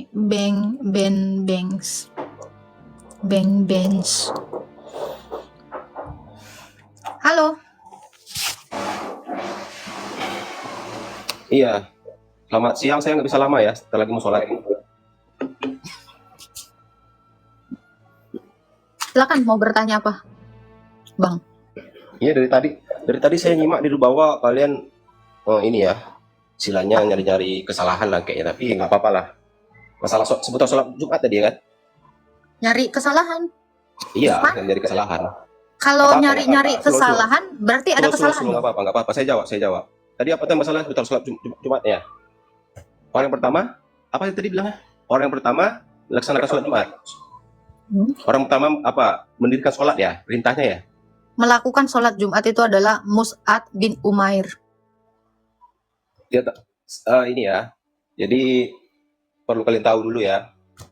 Jadi perintah sholat memang dibebankan kepada Nabi Muhammad dan pengikutnya. Tapi sholat sudah ada sebelum Nabi Muhammad pun. Kalau sholat sudah ada sebelum Nabi Muhammad, kenapa Nabi Muhammad mengaku dapat perintah sholat? Itu pelengkapnya. Dulu sholat. Dengar ya. Dulu sholat di waktu di zaman Nabi Adam sholat cuma sholat subuh satu aja. Oh, Dengar Nabi ya? Adam udah sholat subuh. Datanya dari mana Bapak tahu? Lah perintah Tuhan lah, kayak mana? Nggak, saya tanya. Emang datang dari Yesus? Saya Yesus aja belum tanya, ada. Anda dapat narasi Adam itu udah sholat dari siapa? Kok dari siapa? Ya, Dari Muhammad ya? Dari Muhammad bukan? Dari Al-Quran. Nah, Quran itu dari siapa? Dari Muhammad bukan? Kok Quran dari Muhammad? Makanya belajar, jangan. Sekarang saya tanya Anda. Sekarang saya tanya Nggak Anda. ada Quran dari, Ya. dari Muhammad. Ini bisa ditulis kalau nggak ada perkataan Muhammad, bisa nggak ini ditulis? Nggak ada, itu bukan perkataan Muhammad, itu perkataan Allah, firman Allah, murni dari firman Allah yang Diterima dibawa oleh langsung. Nabi Muhammad. Oke, jadi langsung Allah yang bicara dengan Muhammad. Iya. Berarti Itu Jibril perkataan adalah Allah jangan- dong. Jangan Anda membolak-balikkan. Berarti Jibril adalah Allah dong. Karena yang ketemu Jibril dengan Muhammad Allah? itu Jibril. Itu penyampai wahyu, bro. Oke. Itu Berarti adalah penyampaikan wahyu firman Oke. Allah itu disampaikan oleh Jibril. ini melalui keluar, Nabi ini semua, Muhammad. ya, ini semua keluar dari mulutnya Nabi Muhammad kan? Betul. Kok keluar dari Nabi Muhammad? Oh, gimana sahabatnya menulis? Gimana sahabatnya menulis kalau nggak ini dikatakan oleh Muhammad? Betul nggak? Ya, saya tahu dia dapat wahyunya dari Iya, Jibril maksudnya melalui. gini, difirmankan Allah tahu. melalui Jibril kepada Nabi Muhammad. Oke. Dan Sekarang Nabi Muhammad menerangkan kepada para sahabat dan sahabat mencatatnya gitu loh. siap. Jadi pertanyaan saya gini ya. Jadi ini semua akan menjawab. Bisa nggak Quran ini tanpa Muhammad berbicara? Bisa nggak Quran ini ada tanpa Muhammad tidak bicara? Bisa ada, bisa saja terjadi. Oke. Apa- Oke. Kalau begitu berarti Quran ini bukan dari mulut Muhammad. Datangnya sumbernya bukan, itu dari Allah, firman Allah. Saya nggak nanya itu saya udah Lah. paham. Kalau itu saya udah paham. Jadi- Yang jadi pertanyaan saya, kalau seandainya Muhammad tidak ada, Quran ada nggak? Itu kan, dengar ya. Al-Quran ini khusus diturunkan kepada, itu kan Nabi Muhammad. Mujizat. Nabi Muhammad loh, bro. Pertanyaan saya Jadi dengar. memang Pertanyaan saya. diturunkan ketika Simak. Nabi Muhammad memang udah jadi nabi. Siap. Simak pertanyaan Ini saya. mujizatnya itu, bro. Iya, ini mujizatnya. Jadi kalau nggak ada Muhammad, bisa nggak ini ada? Lain cerita. Kalau Saya kalau tanya. nggak ada Jadi Nabi pertanyaan saya itu, bisa nggak Quran ini ada tanpa Muhammad? Gini Nggak ya, bisa. saya jelaskan ya. Tunggu, saya jelaskan. Jadi misalkanlah, kalaulah di kalian Injil ya, Injil tidak bermasalah. Jangan maka- lari-lari, Pak. Bisa Ke nggak situ Quran perginya. ini? Kan Anda bilang Loh. tadi, kan Anda bilang kalau Sabar, seandainya sabar, Al-Quran tidak sabar, ada, Nabi sabar. Muhammad tidak ada. Sabar, Pak. Sabar, Pak. Saya mau mengejar statement Anda yang mengatakan Adam sudah sholat, ya, sudah sholat. Anda tahu Adam sholat itu dari mana? Dari Muhammad. Nggak lain, nggak bukan, sumber Anda semuanya adalah satu orang. Siapa? Muhammad. Jadi Anda percaya nggak bahwa Muhammad mengatakan Adam itu sudah sholat? Sementara faktanya adalah sudah ada yang sholat Jumat sebelum Muhammad mendapatkan wahyu sholat 5 waktu. Ini saya pelan-pelan loh. Kalau Anda nggak mengerti, saya bingung. Ya saya nggak mengerti cara pikiran Anda. Loh, Anda sekarang saya tanya. membolak-balikkan. Bro, Ya. narasi Adam sholat seperti yang Anda bilang tadi, Anda tahu dari mana? Kalau nggak dari Muhammad. Kok tahu dari Muhammad? Oke, terus dari mana tahu? Anda tahu dari Muhammad, dari mana? Adam itu udah sholat. Semua udah tercantum di dalam Al-Quran. Memang yang dibawa oleh Nabi Muhammad. Ya udah. Karena gini bro, Taurat, Mazmur, Injil itu nggak pernah dengar. Anda yang dengar. Taurat, Mazmur, Injil itu tidak pernah menarasikan Adam itu sholat. Gak pernah. Jadi narasi sholat ini kita pelan-pelan loh. Jadi narasi sholat Adam sudah sholat itu kamu hanya bisa temukan dari sini, dari satu orang yaitu pria Arab namanya Muhammad yang menikahi Aisyah 6 tahun dan menggaulinya 9 tahun. Itu Anda nggak akan bisa memungkiri data Anda hanya bersumber dari satu orang. Satu orang apa? Muhammad. Anda cuma dapat. Memang itu sumbernya. Ya iya, Kami- berarti Muhammad adalah dengar ya, bro. berarti Muhammad adalah Allah. Kami bersumber, kami berpegangan kepada Al-Quran dan hadis. Jadi kalian pikir Hadis kami dari bersumber mana? Saya tanya, hadis itu apa? Nah, ingat, catat di kepala Anda ya. Hadis itu baru perkataan Nabi Muhammad. Nah, Dicatat. Lah, Al-Quran tanya. bukan, bro. Saya tanya. Kalau Muhammad tidak berkata-kata kepada sahabatnya, ini bisa ada nggak? Nah, memang kan khususnya Ya memang diturunkan untuk udah, Nabi Muhammad. sumberannya memang itu.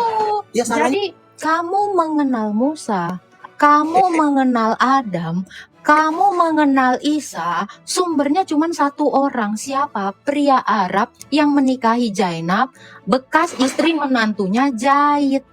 Udah, itu sana sholat Jumat. Cuh. Sumbernya cuma satu, makanya saya bilang kalian itu mengenal siapapun. Kalian itu kenal Ibrahim, kenal Isa, kenal Yahya, cuman dari satu orang. Siapa? Pria Arab yang merupakan suami dari wanita bocil bernama Aisyah yang dinikahi 6 tahun, digauli 9 tahun. Ya, jadi kalian itu hanya bisa dapatkan informasi apapun dari kanjeng Nabi. Selamat siang Kak, izin jawab tadi Kak. Jawab apa tuh? Memang pertanyaannya Yang apa? Oh, ya. Masalah tadi Al-Quran bisa turun nggak tanpa Muhammad gitu. Silakan jawab. Jadi saya tidak mau berdebat panjang-panjang, cuma ingin menjawab itu Kak. Nah, jadi gini Kak, jawabannya itu bisa Kak. Berarti Allah mutus satu nabi lagi selain Muhammad. Nah, begini. Nah, kita pakai metode rasional Kak. Gini Kak. Iya dong, rasional ini, rasional. Ya, misalkan ya, saya mau mengirim paket. Saya mau mengirim paket itu lewat JNT. Apakah Kak bisa mengaturnya? Jangan lewat JNT, lewat yang lain aja. Faktanya sudah 1447 tahun, Allah ngirimin lagi nggak paketnya? Enggak, saya tanya. Kakak Melalui bisa nggak Nabi. ngatur saya? Sekarang ini Pak, Anda kan mau pakai logika nih, nalar ya. Anda mau nalar. Kalau Anda mengatakan bisa nggak Quran itu turun tidak melalui Muhammad, Anda jawab bisa. Faktanya sudah 1447 tahun ya berlalu, Allah lagi-lagi tidak menurunkan paketnya. Nggak ada paket, nggak ada nabi. Itu kan gini Kak, coba dengerin dulu. Itu kan kehendak Allah. Sekarang kalau metode rasionalnya gini Kak. Kalau misalkan saya mau mengirim paket lewat JNT ya, dan Allah berfirman itu lewat Nabi Jibril dan disampaikan kepada Nabi Lewat Muhammad. Nabi Jibril. Lewat Nabi Jibril. Melalui malaikat Jibril kepada Nabi Muhammad gitu. Nah, contoh rasionalnya gini Kak. Kalau misalkan saya mau ngirim paket lewat JNT, kehendak saya mau lewat JNT, Kakak bisa nggak ngatur saya buat lewat yang lain? Bisa nggak? Bisa, masalahnya kan Allah nggak melakukan demikian kan? Enggak, Kakak bisa nggak ngatur saya? Masalahnya Allah sudah 1447 tahun tidak melakukan yang kamu pertanyakan tadi. Lah, ya itu kan sudah kehendak Allah, Kak, gitu Kak. Kalau kehendak Berarti Allah sudah mau gini bro, gini ya bro ya. Pertanyaan saya cuma simple. Saya cuma mempertanyakan, Quran ini berasal dari siapa? Gimana? Quran ini berasal dari siapa? Dari Allah, itu firman Allah. Kalau ini dari Allah, berarti Allah bisa saja mengutus nabi lain selain Muhammad. Karena kamu bilang Allah bisa saja menyuruh kurir yang lain selain Muhammad. Pertanyaan saya, kenapa Allah tidak mengirim lagi kurir yang lain, malah menutup kurir-kurir yang lain itu? Seolah-olah Muhammad ini nabi terakhir untuk membenarkan dia. Kalau kamu jawab Nah, itu kan bisa, kalau kamu jawab bisa, Allah sudah menjawabnya tidak bisa. Kenapa? Karena statement bahwa Muhammad nabi penutup, itu kan nabi terakhir kan. Allah mengatakan bisa, tetapi Iya. sebenarnya tidak bisa. Dia Allah sedang siapa mau berparadoks di sini. Nah, itu sudah kehendak Allah, Kak. Siapa sekarang yang mau ngatur? Jangankan Kakak mengatur saya aja tidak bisa. Oke, kalau Anda bilang itu kehendak Allah, loh, saya tidak bisa mengatur kamu. Berarti Muhammad pun nggak bisa diatur Lah Allah. iya, apalagi Berarti mengatur Muhammad Tuhan. juga Kakak sebentar. mengatur saya aja sudah tidak bisa. Berarti Muhammad juga nggak bisa mengatur Allah. Allah juga tidak bisa mengatur kamu. Betul nggak? Loh, kok bisa? Kalau Allah ya bisa. Makanya saya tanya, apakah Allah bisa mengatur kamu? Ya bisa lah. Bagaimana cara Allah mengatur kamu? Ya dengan caranya Allah, mungkin dengan membalikkan isi hatinya. Belum. Allah itu tidak bisa mengatur kamu. Kenapa? Karena segala sesuatu yang kamu lakukan itu pilihan kamu, bukan pilihan Allah. Kembali lagi ke pertanyaan saya yang sebelumnya. Bisa nggak Allah menurunkan Quran tanpa Muhammad? Nah, bisa. Tapi kan kehendak Allah lewat Muhammad. Allah Lewat Nabi seolah-olah Muhammad. menipu dong. Seolah-olah Allah menipu dong. Saya bisa menurunkan menipu. wahyu, tetapi saya sudah membatasi. Muhammad cuma nabi terakhir. Apa-apaan itu? Gimana? Nah, itu kan udah kehendak Allah. Siapa yang mau ngatur? Sekarang gini, faktanya ini bisa, Nah, ini keluar dari pertanyaannya siapa siapa? yang mau ngatur? Kalau itu memang udah Faktanya, kehendak Allah, siapa yang mau faktanya ini keluar dari siapa? keluar maksudnya? Ya dari Ini, Allah, ini, itu ini. firman Allah. Harusnya Allah memberikan wahyu kepada Umar. Harusnya Allah memberikan wahyu kepada Aisyah. Kalau memang faktanya bisa, kenapa Allah tidak menunjuk Umar sebagai nabi? Kenapa? Gimana? Baru masuk. Kenapa Allah tidak menunjuk Umar saja? Nah, kamu siapa mau ngatur-ngatur Allah gitu deh. Karena Kan udah kehendaknya lewat Nabi sebentar. Muhammad. Gimana sih? Karena yang mengatur itu semua adalah Muhammad. Mestinya kita yang nanya, kamu Gimana? siapa? Bela-bela Umar. Loh, kita kan umatnya, Bang. Umatnya Nabi Muhammad, dan Nabi Muhammad dan Umar itu sahabatnya. Mereka gini Pak Prof, mereka ini tunduk kepada Allah, yaitu Muhammad. Kan itu. Karena Allah tidak bisa Al-Quran mengatur itu kamu. diturunkan Sebentar. lewat Nabi Jibril dan disampaikan kepada Nabi Muhammad. Itu sudah kehendak Allah. Siapa yang mau ngatur? Kamu itu mengikuti kehendaknya Muhammad. Kok bisa kehendaknya Nabi Muhammad? Iya. Itu sudah firman dari Allah, Kak. Bisa nggak kamu taat kepada Allah tanpa taat kepada Muhammad? Gimana? Bisa nggak kamu taat kepada Allah tapi tidak taat kepada Muhammad? Lah, gimana Nggak itu? bisa. Sedangkan itu disuruh kita. Kamu Ya, nggak bukan, akan itu bisa. bertentangan itu, bertentangan itu, Loh, Kak. karena Bertentangan gini, itu loh namanya. kok bertentangan? Sekarang saya tanya, kamu bisa nggak taat kepada Allah tanpa Muhammad? Nah, dan salah satu caranya taat Jawab, kepada jawab, Allah, jawab Allah dulu. memerintahkan itu. Loh, Makanya saya bilang, ketaatanmu kepada Allah bergantung kepada Muhammad. Kamu itu nggak akan dikatakan taat kepada Allah kalau kamu tidak taat kepada Muhammad. Itu kan? Loh, Ali Imron, kalau kita Ali tidak Imron, ya, sebentar. tidak taat kepada Nabi Ini Muhammad, itu Ali kita Im- melanggar perintah Allah kok. Ali Gimana Imron kamu ayat nih, 3. Kak? Oke, perkataan taat kepada Allah sama seperti taat kepada Muhammad itu perkataan siapa? Muhammad. Lagi-lagi perkataan Muhammad. Ini pertanyaan saya masih sama ya bro ya, masih sama dengan Quran tadi. Bisa nggak Allah menurunkan Quran tanpa Muhammad? Jawabanmu bisa. Sama seperti bisa nggak kamu taat kepada Allah tanpa Muhammad? Itu Nggak sama. bisa itu sudah Ya perintah. Taat itu berarti taat Quran itu, taat ini ke Nabi tidak Muhammad akan itu adalah sebentar. perintah Allah. Berarti Quran ini tidak bisa turun tanpa Muhammad. Kenapa? Karena kamu tidak bisa menaati Allah yang tertulis di dalam Quran ini tanpa kamu menaati Muhammad. Kamu tidak akan mungkin bisa taat kepada Allah kalau tidak bisa taat kepada Muhammad. Paham kan maksudnya? Nggak paham Mustahil. karena penjelasan itu Loh. bukan begitu, bukan Loh. begitu. Saya tanya sekali lagi. Saya tanya sekali. Ini sama, pertanyaannya sama. Cuman modenya yang lain ya. Bisa nggak kamu taat kepada Allah tanpa Muhammad? Itu tidak bisa dijawab itu, bukan begitu, bukan Kok nggak begitu. bisa dijawab? Makanya kalau ada orang jelasin itu dengerin. Loh, sekarang pertanyaan saya cuma satu. Bisa nggak kamu taat kepada Allah tanpa taat kepada Muhammad? Jawabannya nggak Oke, bisa saya kan? jawab, saya jelasin ya. Nggak Tapi usah jangan jawab dipotong iya dulu, atau saya tidak. jelasin. Bisa atau tidak? Jawab aja Tuh, dulu. nggak bisa gitu, itu ada penjelasannya itu. Sekarang saya tanya, bisa nggak kamu mentaati Muhammad tanpa mentaati Allah?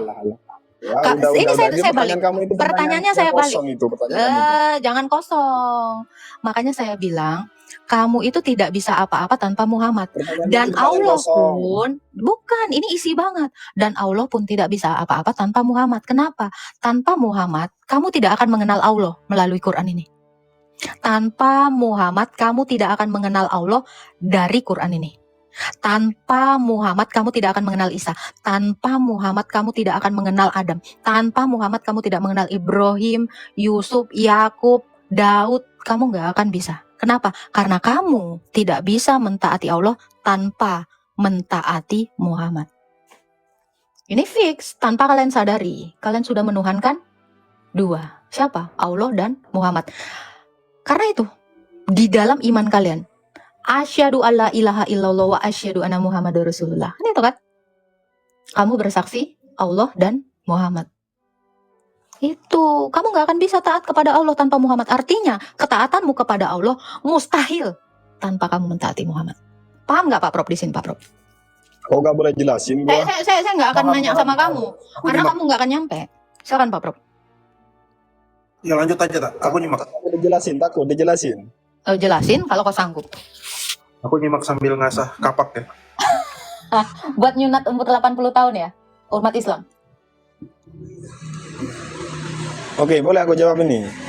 Jawab. Tadi kakak bilang, bisa nggak kita taat kepada Allah tanpa taat kepada Muhammad? Nah, sedangkan taat kepada Nabi Muhammad itu adalah perintah Allah. Bagaimana Dijawab kita bisa dulu taat dong, baru dijelasin. Orang mah dijawab juga dijelasin. Nggak dijawab. Oke, nggak bisa. Soalnya taat kepada Nabi Muhammad itu juga. Udah ya, makasih bang. Nggak bisa jawabannya. Jadi, kalian itu, ketaatan kalian itu akan mustahil tanpa Muhammad. Itu jawaban dia tadi. Nggak bisa. Tadi Pak Prof dengar kan? Dengar. Jawabannya nggak bisa. Ya udah. Kabur. Nggak bisa. Kalian nggak akan bisa bro. Kalian harus mentaati manusia itu. Karena bentuk sembahyang kalian itu adalah ketaatan.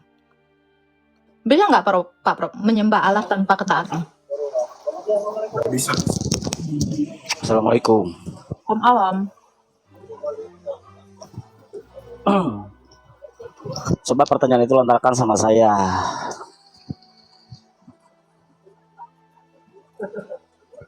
Assalamualaikum Ibu Nagata. Waalaikumsalam. Saya Silakan. mendengar Silakan, Pak Ijo. suara orang-orang yang tidak Jumatan.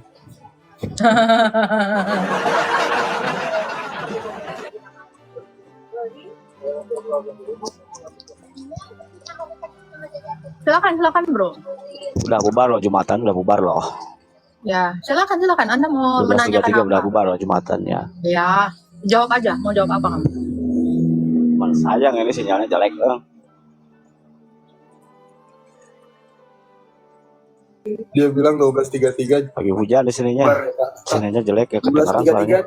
12.33 dia bubar, ya kan? Iya nggak? Tapi dia dari tadi menyimak Di bawah. kamu dialog sama Bapak tadi. Dari tadi dia ngapain berarti? Dia sambil gini. Allahu Akbar si Agatha. Turun dia. Oh, naik lagi. Naik lagi bang. TikTokan di masjid ya bang? Astaga, astagfirullah. Mana ini Pak Prof? Udah aku naikkan tadi. Di bawah ada penonton baru namanya Simon Huta Barat. Kenapa kau mau mengumpulkan Huta Barat? Pak Prof, silakan dinaikkan yang lain Pak Prof. Nih gimana sih? Gua naikin tapi nggak jelas. Mutar-mutar. Nih ada Yuliani. Masih muter-muter ya? Coba ya. Ajijah naik. Ajijah. Halo Cimeng. Kirun. Assalamualaikum.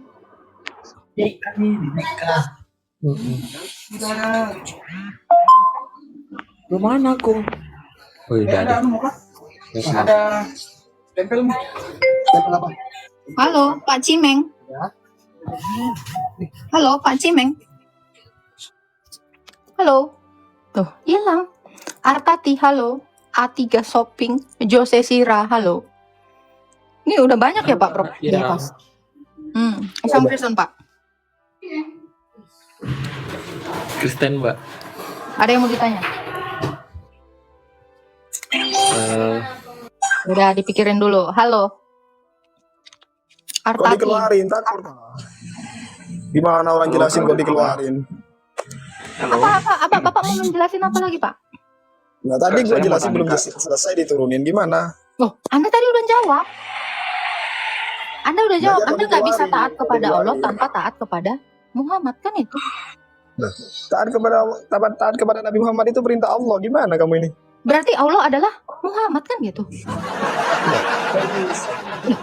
Taat kepada Allah itu ada, taat kepada Nabi Muhammad itu adalah perintah Allah. Saya tanya Anda bisa nggak makan tanpa roh Anda? Gimana? Anda bisa nggak makan tanpa Anda memiliki roh? Ya mati gua kalau gak Ya pengaruh. Gimana sama kamu ini? taat kepada Allah, itu sama taat kepada Muhammad. Anda kalau tidak ada Muhammad, Anda tidak bisa mentaati Allah. Oh, itu sama. Karena Muhammad satu di dalam Allah. Itu tadi. Ya nggak? Anda nggak akan bisa makan tanpa roh. Anda nggak akan bisa taat kepada Allah tanpa Muhammad. Clear nggak Pak Prof? Kamu bisa gak Clear menuhankan Yesus tanpa merasulkan? Apa? Kamu bisa gak Apa? taat kepada Allah tanpa menuhankan Yesus? Bisa gak? Lah karena Yesus satu di dalam Allah. Ya udah. Lah iya, karena Yesus itu Allah dan manusia. Apakah Muhammad adalah Allah dan Nabi? Enggak. Iya. Kalau Yesus jelas, karena dia adalah Allah dan Nabi. Dia adalah Allah yang kami sembah, juga Nabi kami. Nah, kalau kamu balikan itu kepada Muhammad, maka kamu mengatakan Muhammad itu satu di dalam Allah. Ya kan? Itu tadi, seperti yang saya bilang tadi. Kamu nggak akan bisa makan, ya, badanmu nggak akan bisa makan tanpa rohmu. Kamu tidak akan bisa taat kepada Allah tanpa Muhammad. Karena Muhammad dan Allah adalah satu. Demikian iman kami. Iman kami itu akan menuhankan Yesus. Kenapa? Karena Yesus itu adalah satu di dalam Sang Bapa. Menyembah Yesus sama dengan menyembah Bapa. Karena Yesus satu di dalam Bapa. Apa kamu mau bilang Muhammad satu di dalam Allah? Sekarang kamu gini, bisa gak menuhankan Yesus, gak usah Iya. merasulkan siapa itu rasul kamu itu namanya Paulus, gak usah merasulkan dia, bisa gak? Bisa. Oh berarti kamu tidak percaya Paulus? Kami tidak menuhankan Paulus. Lah ya tapi berarti kamu tidak percaya Paulus. Makanya kami nggak main sunah-sunahan. Percaya Paulus gak? Kamu percaya Paulus gak? Saya percaya dia itu adalah utusannya Yesus. Bisa gak kamu gak mempercayainya? Bisa gak? Apa yang diajarkan dia itu adalah berasal dari Yesus. Lah ya sama. Yang saya tuhankan itu adalah Tuhan Yesus, bukan Paulus. Kalau Lah. kamu kan mentaati Nabi Sama, seperti kita mentaati menuhankan Allah. Allah dan merasulkan Nabi Muhammad. Makanya Nah, gimana? gini ya Bisa bro, nggak? makanya ini jawaban saya. Bisa nggak saya enggak, taat itu jawab. kepada Bisa nggak? Yesus? Bisa nggak? Bisa nggak? Bisa, Kamu nggak bisa, usah percaya bisa nggak? Paulus. Bisa. Saya percaya kepada Yesus. Kenapa? Tanpa Paulus pun saya bisa percaya Yesus dari Yohanes. Saya bisa percaya Yesus, sabar. Karena nabi kami bukan satu, rasul kami bukan satu. Tanpa Paulus pun saya bisa percaya Yesus dari siapa? Dari Matius. Saya bisa percaya Yesus dari siapa? Dari Lukas. Karena rasul kami banyak, bukan the one and only. Bisa nggak kamu percaya Allah dari Musa? Ini bisa nggak kamu percaya Allah dari Musa? Kamu pakai ajaran Paulus. Saya memakai ajaran Yohanes. Ya, itu ajaran Paulus itu kamu pakai juga. Kenapa? Harusnya Saya kamu memakai. buang. Kan tadi kamu nanya, bisa nggak saya percaya Yesus tanpa Paulus? Bisa. Dari mana? Dari Matius, Markus, Lukas, Yohanes. Nggak ada. Nggak ada yang mustahil. Ya, nggak ada yang mustahil saya mengenal Yesus itu dari mana. Tanpa Paulus pun kami mengenal Ya, Yesus. tapi kenapa kamu sekarang masih pakai ajaran Paulus? Loh, tapi saya menerima ajarannya karena dia adalah muridnya Yesus. Murid dari para rasul. Ya kamu bisa gak usah mempercayai dia, gak usah ngimani dia, bisa gak Saya kamu? cuma percaya sama Ya Yesus. udah kok. jangan dipakai, jangan Dasar dipakai. iman kamu. Mulai sekarang jangan dipakai. Ya nggak Ajaran masalah. Paulus itu jangan Ya dipakai. nggak masalah. Masalahnya adalah kamu tidak bisa taat kepada Allah tanpa taat kepada Dia itu Muhammad. Rasul Muhammad, dia itu Rasul. Saya sudah menjawab. Bisa nggak saya Dia menaati itu Yesus Rasul tanpa itu, Paulus? dia itu. Ini nih, bisa nggak saya menaati Yesus tanpa Paulus? Bisa. Saya bisa menaati Yesus dari Rasul Andreas. Nah, kalau kamu, inilah bukti bahwa nabimu Ya itu udah, jangan satu-satunya. Sebentar, ini bukti bahwa kamu cuman punya nabi satu. Kamu tidak akan mengenal Allah dari Musa. Kenapa? Karena Musa udah meninggoy. Kamu tidak akan bisa mengenal Allah dari Adam. Kenapa? Karena Adam udah meninggoy. Kamu cuman bisa mengenal Allah melalui Muhammad. Tetapi saya dan seluruh orang Kristen bisa mengenal Yesus tanpa Paulus. Artinya adalah Paulus tidak kami tuhankan. Orang India sana kenal Yesus tanpa Paulus. Dari siapa? Rasul Matius. Kami tidak menuhankan Paulus, tetapi kamu hanya menuhankan satu nabi dan satu Allah. Inilah bukti bahwa nabi-nabimu yang lain itu cuman garnis.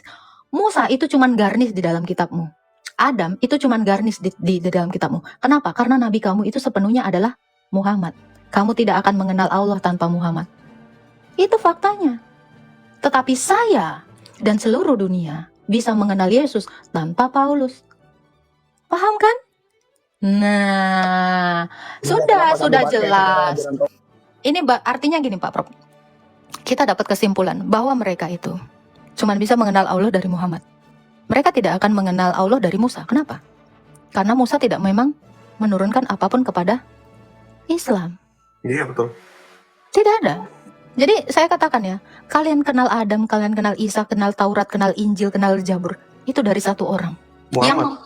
Yang memprakasai ini. Karena cuma satu orang yang memprakasai ini.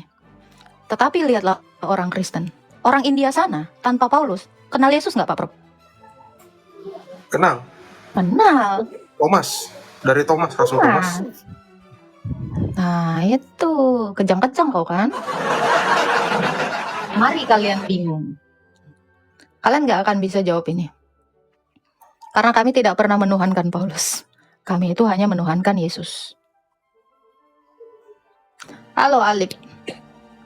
Selamat Ini siang. Alip ketuanya API nih Pak Prof. Selamat siang Kak Hos. Siang Bang. Kak Hos, bolehkah saya bertanya sebelumnya? Boleh Bang. Anda dari Islam atau Kristen Bang? Saya dari Islam Kakak. Mangga. saya mau tanya, Yesus itu yang di salam salib itu ya kakak? Di salam salib. Apa itu salam salib? Apa itu ya yang kayak yang saya kan pernah nonton itu Oh, yang Yesus yang disalib. Iya, betul. iya. Mohon maaf Betul, ya betul. kakak, mungkin saya salah kata. Enggak. Memang Yesus tuh disalib. Kenapa, bro? Itu Tuhannya Kristen ya?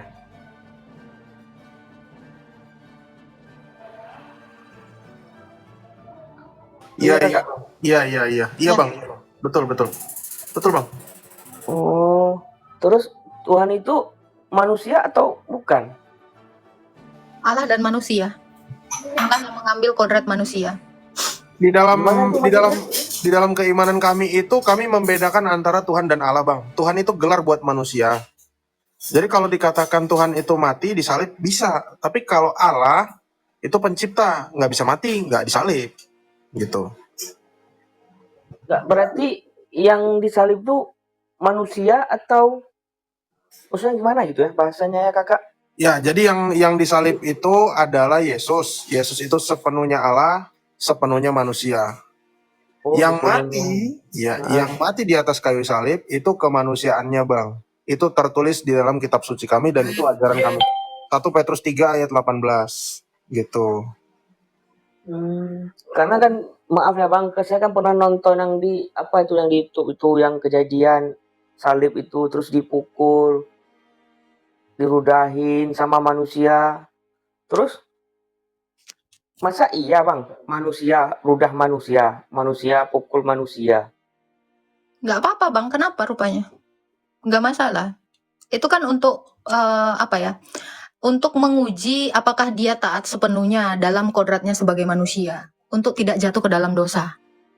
Itu adalah ujian dalam kemanusiaannya. Apakah ketika ada orang meludahi dia, menampar dia itu jatuh ke dalam dosa. Dan ternyata Yesus tidak membalas itu semua. Artinya, dia dalam kemanusiaannya tahan uji. Itu. Ya, tapi ada bang, satu manusia yang sudah menjadi nabi, tapi ada orang buta datang kepadanya, mukanya asam, dia tidak tahan uji dalam kemanusiaannya. Kenapa? Karena dia berbuat dosa. Ada juga satu manusia yang tidak tahan ketika melihat babu lagi nganggur, sehingga ngentauhid gitu. Nah itu, dia tidak tahan uji sebagai manusia. Itu bang. Jadi sebagai kemanusiaannya, di dalam kemanusiaannya dia taat sampai mati, bahkan sampai mati di kayu salib. Untuk itulah di dalam kemanusiaan Yesus satu-satunya yang menaklukkan seluruh hukum Taurat itu hanyalah Yesus. Manusia tidak ada yang melakukan hukum Taurat bisa sesempurna itu. Gitu bang. Jadi dalam kemanusiaannya Yesus diludahi, memang iya, untuk menguji ketaatannya, apakah dia benar-benar taat sampai mati. Itu. Sementara manusia-manusia sekarang, apalagi manusia 1447 tahun yang lalu, manusia menjijikkan ya, yang tidak pernah bisa taat terhadap Tuhannya sendiri. Disuruh jangan berzina, malah berzina. Seandainya pria Arab itu taat kepada Taurat, dikatakan jangan menginginkan milik sesamamu, jangan menginginkan istri sesamamu. Dia malah melanggar Taurat itu. Gitu bang. Jadi Yesus dalam kemanusiaannya memang tidak pernah melanggar Taurat. Gitu. Ada lagi bang? Bukannya Yesus itu kalau menurut kalian itu maha segalanya? Iya dong. Iya, bukan? Iya dong, makanya dia maha bisa mengalahkan dosa. Manusia itu nggak ada yang bisa mengalahkan dosa bang. Makanya ketika manusia ngelihat perempuan nganggur, langsung ngentauhid. Gitu. Sementara Yesus tidak berdosa sama sekali. Ini membuktikan dia benar-benar kudus anak Allah. Enggak, maksud saya gini kan Kak Host, itu kan seorang Tuhan bagi kalian. Dia maha kuasa, maha segalanya kan. Terus kenapa manusia juga dari kalian itu lempar dia, rudah dia? Loh, sekarang saya tanya, Yesusnya berdosa nggak? Loh, manusia berdosa, tapi Yesus berdosa nggak? Itulah justru kemahakuasaannya di situ. Dia berkuasa menahan amarahnya. Sementara manusia ada nggak yang bisa menahan amarah? Ada nggak manusia yang bisa menahan syahwatnya? Ya, Nabi nomor punggung 25 aja nggak tahan sama syahwatnya. Ya, gitu. Tetapi Yesus tidak pernah jatuh ke dalam dosa. Orang yang meludahi dia, orang itu yang berdosa. Apakah Yesus berdosa? Enggak. Itu yang kau tanya ini lagi berulang-ulang sebenarnya yang sama. Dia maha kuasa. Buktinya apa? Dia bisa menguasai dagingnya, menguasai nafsunya. Sementara manusia nggak ada satupun yang bisa menguasai nafsunya. Itulah sebabnya kenapa Yesus itu disebut Tuhan dalam kemanusiaannya. Dia berkuasa, bukan berkuasa petantang-petenteng punya ABCD, tetapi dia berkuasa mengendalikan apa? Keinginan dagingnya, nafsunya. Yesus itu berkuasa menahan itu. Tetapi manusia tidak punya kuasa atas dirinya sendiri. Coba Anda pikirkan, ada nggak manusia yang bisa menguasai dirinya sendiri? Nggak pernah ada. Kecuali Yesus, Iya. kecuali kemanusiaan Kristus. Mereka ini melihat kuasa itu hanya dari apa? Dari materi, dari mujizat. Karena Yesus sudah melakukan itu. Tapi apakah orang lain takjub? Ada yang takjub, ada yang tidak. Kuasa itu bukan hanya dibuktikan ketika dia ngaku-ngaku doang. Kuasanya Yesus jelas banget dibuktikannya. Pertama, dia berkuasa membangkitkan orang yang mati. Hanya Tuhan yang benar yang bisa membangkitkan orang mati. Yang kedua, dia bahkan berkuasa mengubah air jadi anggur. Kurang kuasa apa ini? Dia berkuasa, ini yang paling keren. Ini sequelnya ya. Yang paling keren adalah ketika Yesus itu bisa menguasai manusia. Kemanusiaannya bisa dia kuasai. Ini yang paling hebat. Ini yang tidak bisa dilakukan satu orang pun. Yang titelnya adalah nabi. Adam jatuh dalam dosa. Abraham jatuh dalam dosa nggak Pak Bro? Jelas. Musa? Iya, jelas. Semua manusia itu berdosa. Manusia satu pun tidak ada yang bisa mengalahkan dosa. Tetapi Yesus Kristus bisa mengalahkan dosa. Dalilnya Kak, Ibrani 4 ayat 15. Sebab imam besar yang kita punya bukanlah imam yang tidak turut merasakan kelemahan-kelemahan kita. Sebaliknya dia dicobai namun tidak berbuat dosa. Nah, itu. Jadi cara pandang kalian melihat kuasa itu kenapa hanya dari hal-hal yang spektakuler? Padahal yang paling spektakuler itu adalah berkuasa atas daging. Itu. Terus kakak yang menciptakan manusia, langit dan bumi itu siapa kakak? Jangan dulu jauh ke situ. Apakah Allahmu itu bisa menguasai Muhammad? Itu dulu deh. Saya gini Enggak, loh, ini kakak. paling penting. Ini paling penting. Apakah Allah bisa menguasai Muhammad? Enggak, maksudnya gini, bukan saya nggak mau jawab pertanyaan kakak. Saya kan emang Islam. Tapi saya Yang menciptakan langit dan bumi ini adalah Yesus. Itu udah saya jawab. Saya tanyakan, apakah Allah bisa menguasai Muhammad? Saya rasa Allah aja tidak bisa menguasai satu manusia yang bernama Muhammad. Apalagi menguasai seluruh dunia. Pertama, kenapa? Kita bisa buktikan ya Pak Prof. Allah itu tidak bisa menguasai Muhammad. Kenapa? At-Tahrim ayat 1. Abasa ayat 1 sampai 3. Lagi-lagi Allahmu itu tidak berkuasa atas syahwatnya Muhammad. Bahkan Allah itu tidak berkuasa mengendalikan muka Muhammad supaya tidak asam. Tuh iya loh. Coba dijawab dulu. Enggak. Ini kita nggak usah jauh-jauh ya, membuktikan Allahmu itu berkuasa. Apakah Allahmu menguasai Muhammad? Itu aja dulu. Tetapi saya bisa pastikan Muhammad bisa menguasai Allah. Mau saya buktikan? Prof, tahu nggak bukti bahwa Muhammad menguasai Allah? Yang mana tuh? Zainab lah. Alasan 37 ya? Maha membolak-balikkan hati. Tadi malam aku baca tulisannya teman-teman di bawah ya. Aku cuma ngutip ya. Allah yang maha membolak-balikan posisi.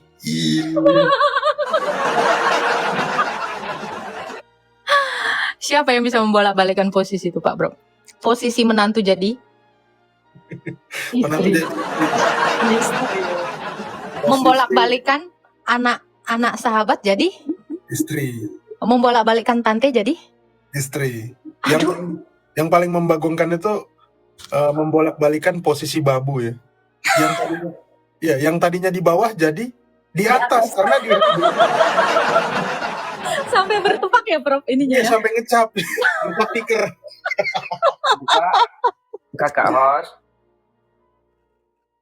Kakak host, abang Prof. Ya. Saya jujur loh, saya dari berapa naik koma-koma orang Kristen, baru di sini yang diskusinya itu baik, terus nggak Bagus ya? potong-potong pembicaraan, enak. Bagus. Iya, Tapi Bang itu tadi Bang, bisa nggak sih Bang? Allah itu Gini. menguasai Muhammad. Gini kakak, makanya saya bilang dah. Saya ini saya bukan ulama, bukan ustadz, bukan itu. Cuma saya Siap Bang. Saya tahu Anda udah kena mental. Ya, jadi buktiin dulu satu manusia yang bisa dikuasai Allah. Kalau dia tidak bisa menguasai satu manusia pun, jangan bilang maha kuasa. Oke? Siapa ini Pak Prof? Ini bener nggak ini? Cakra-cakra ini. Bukanya Pak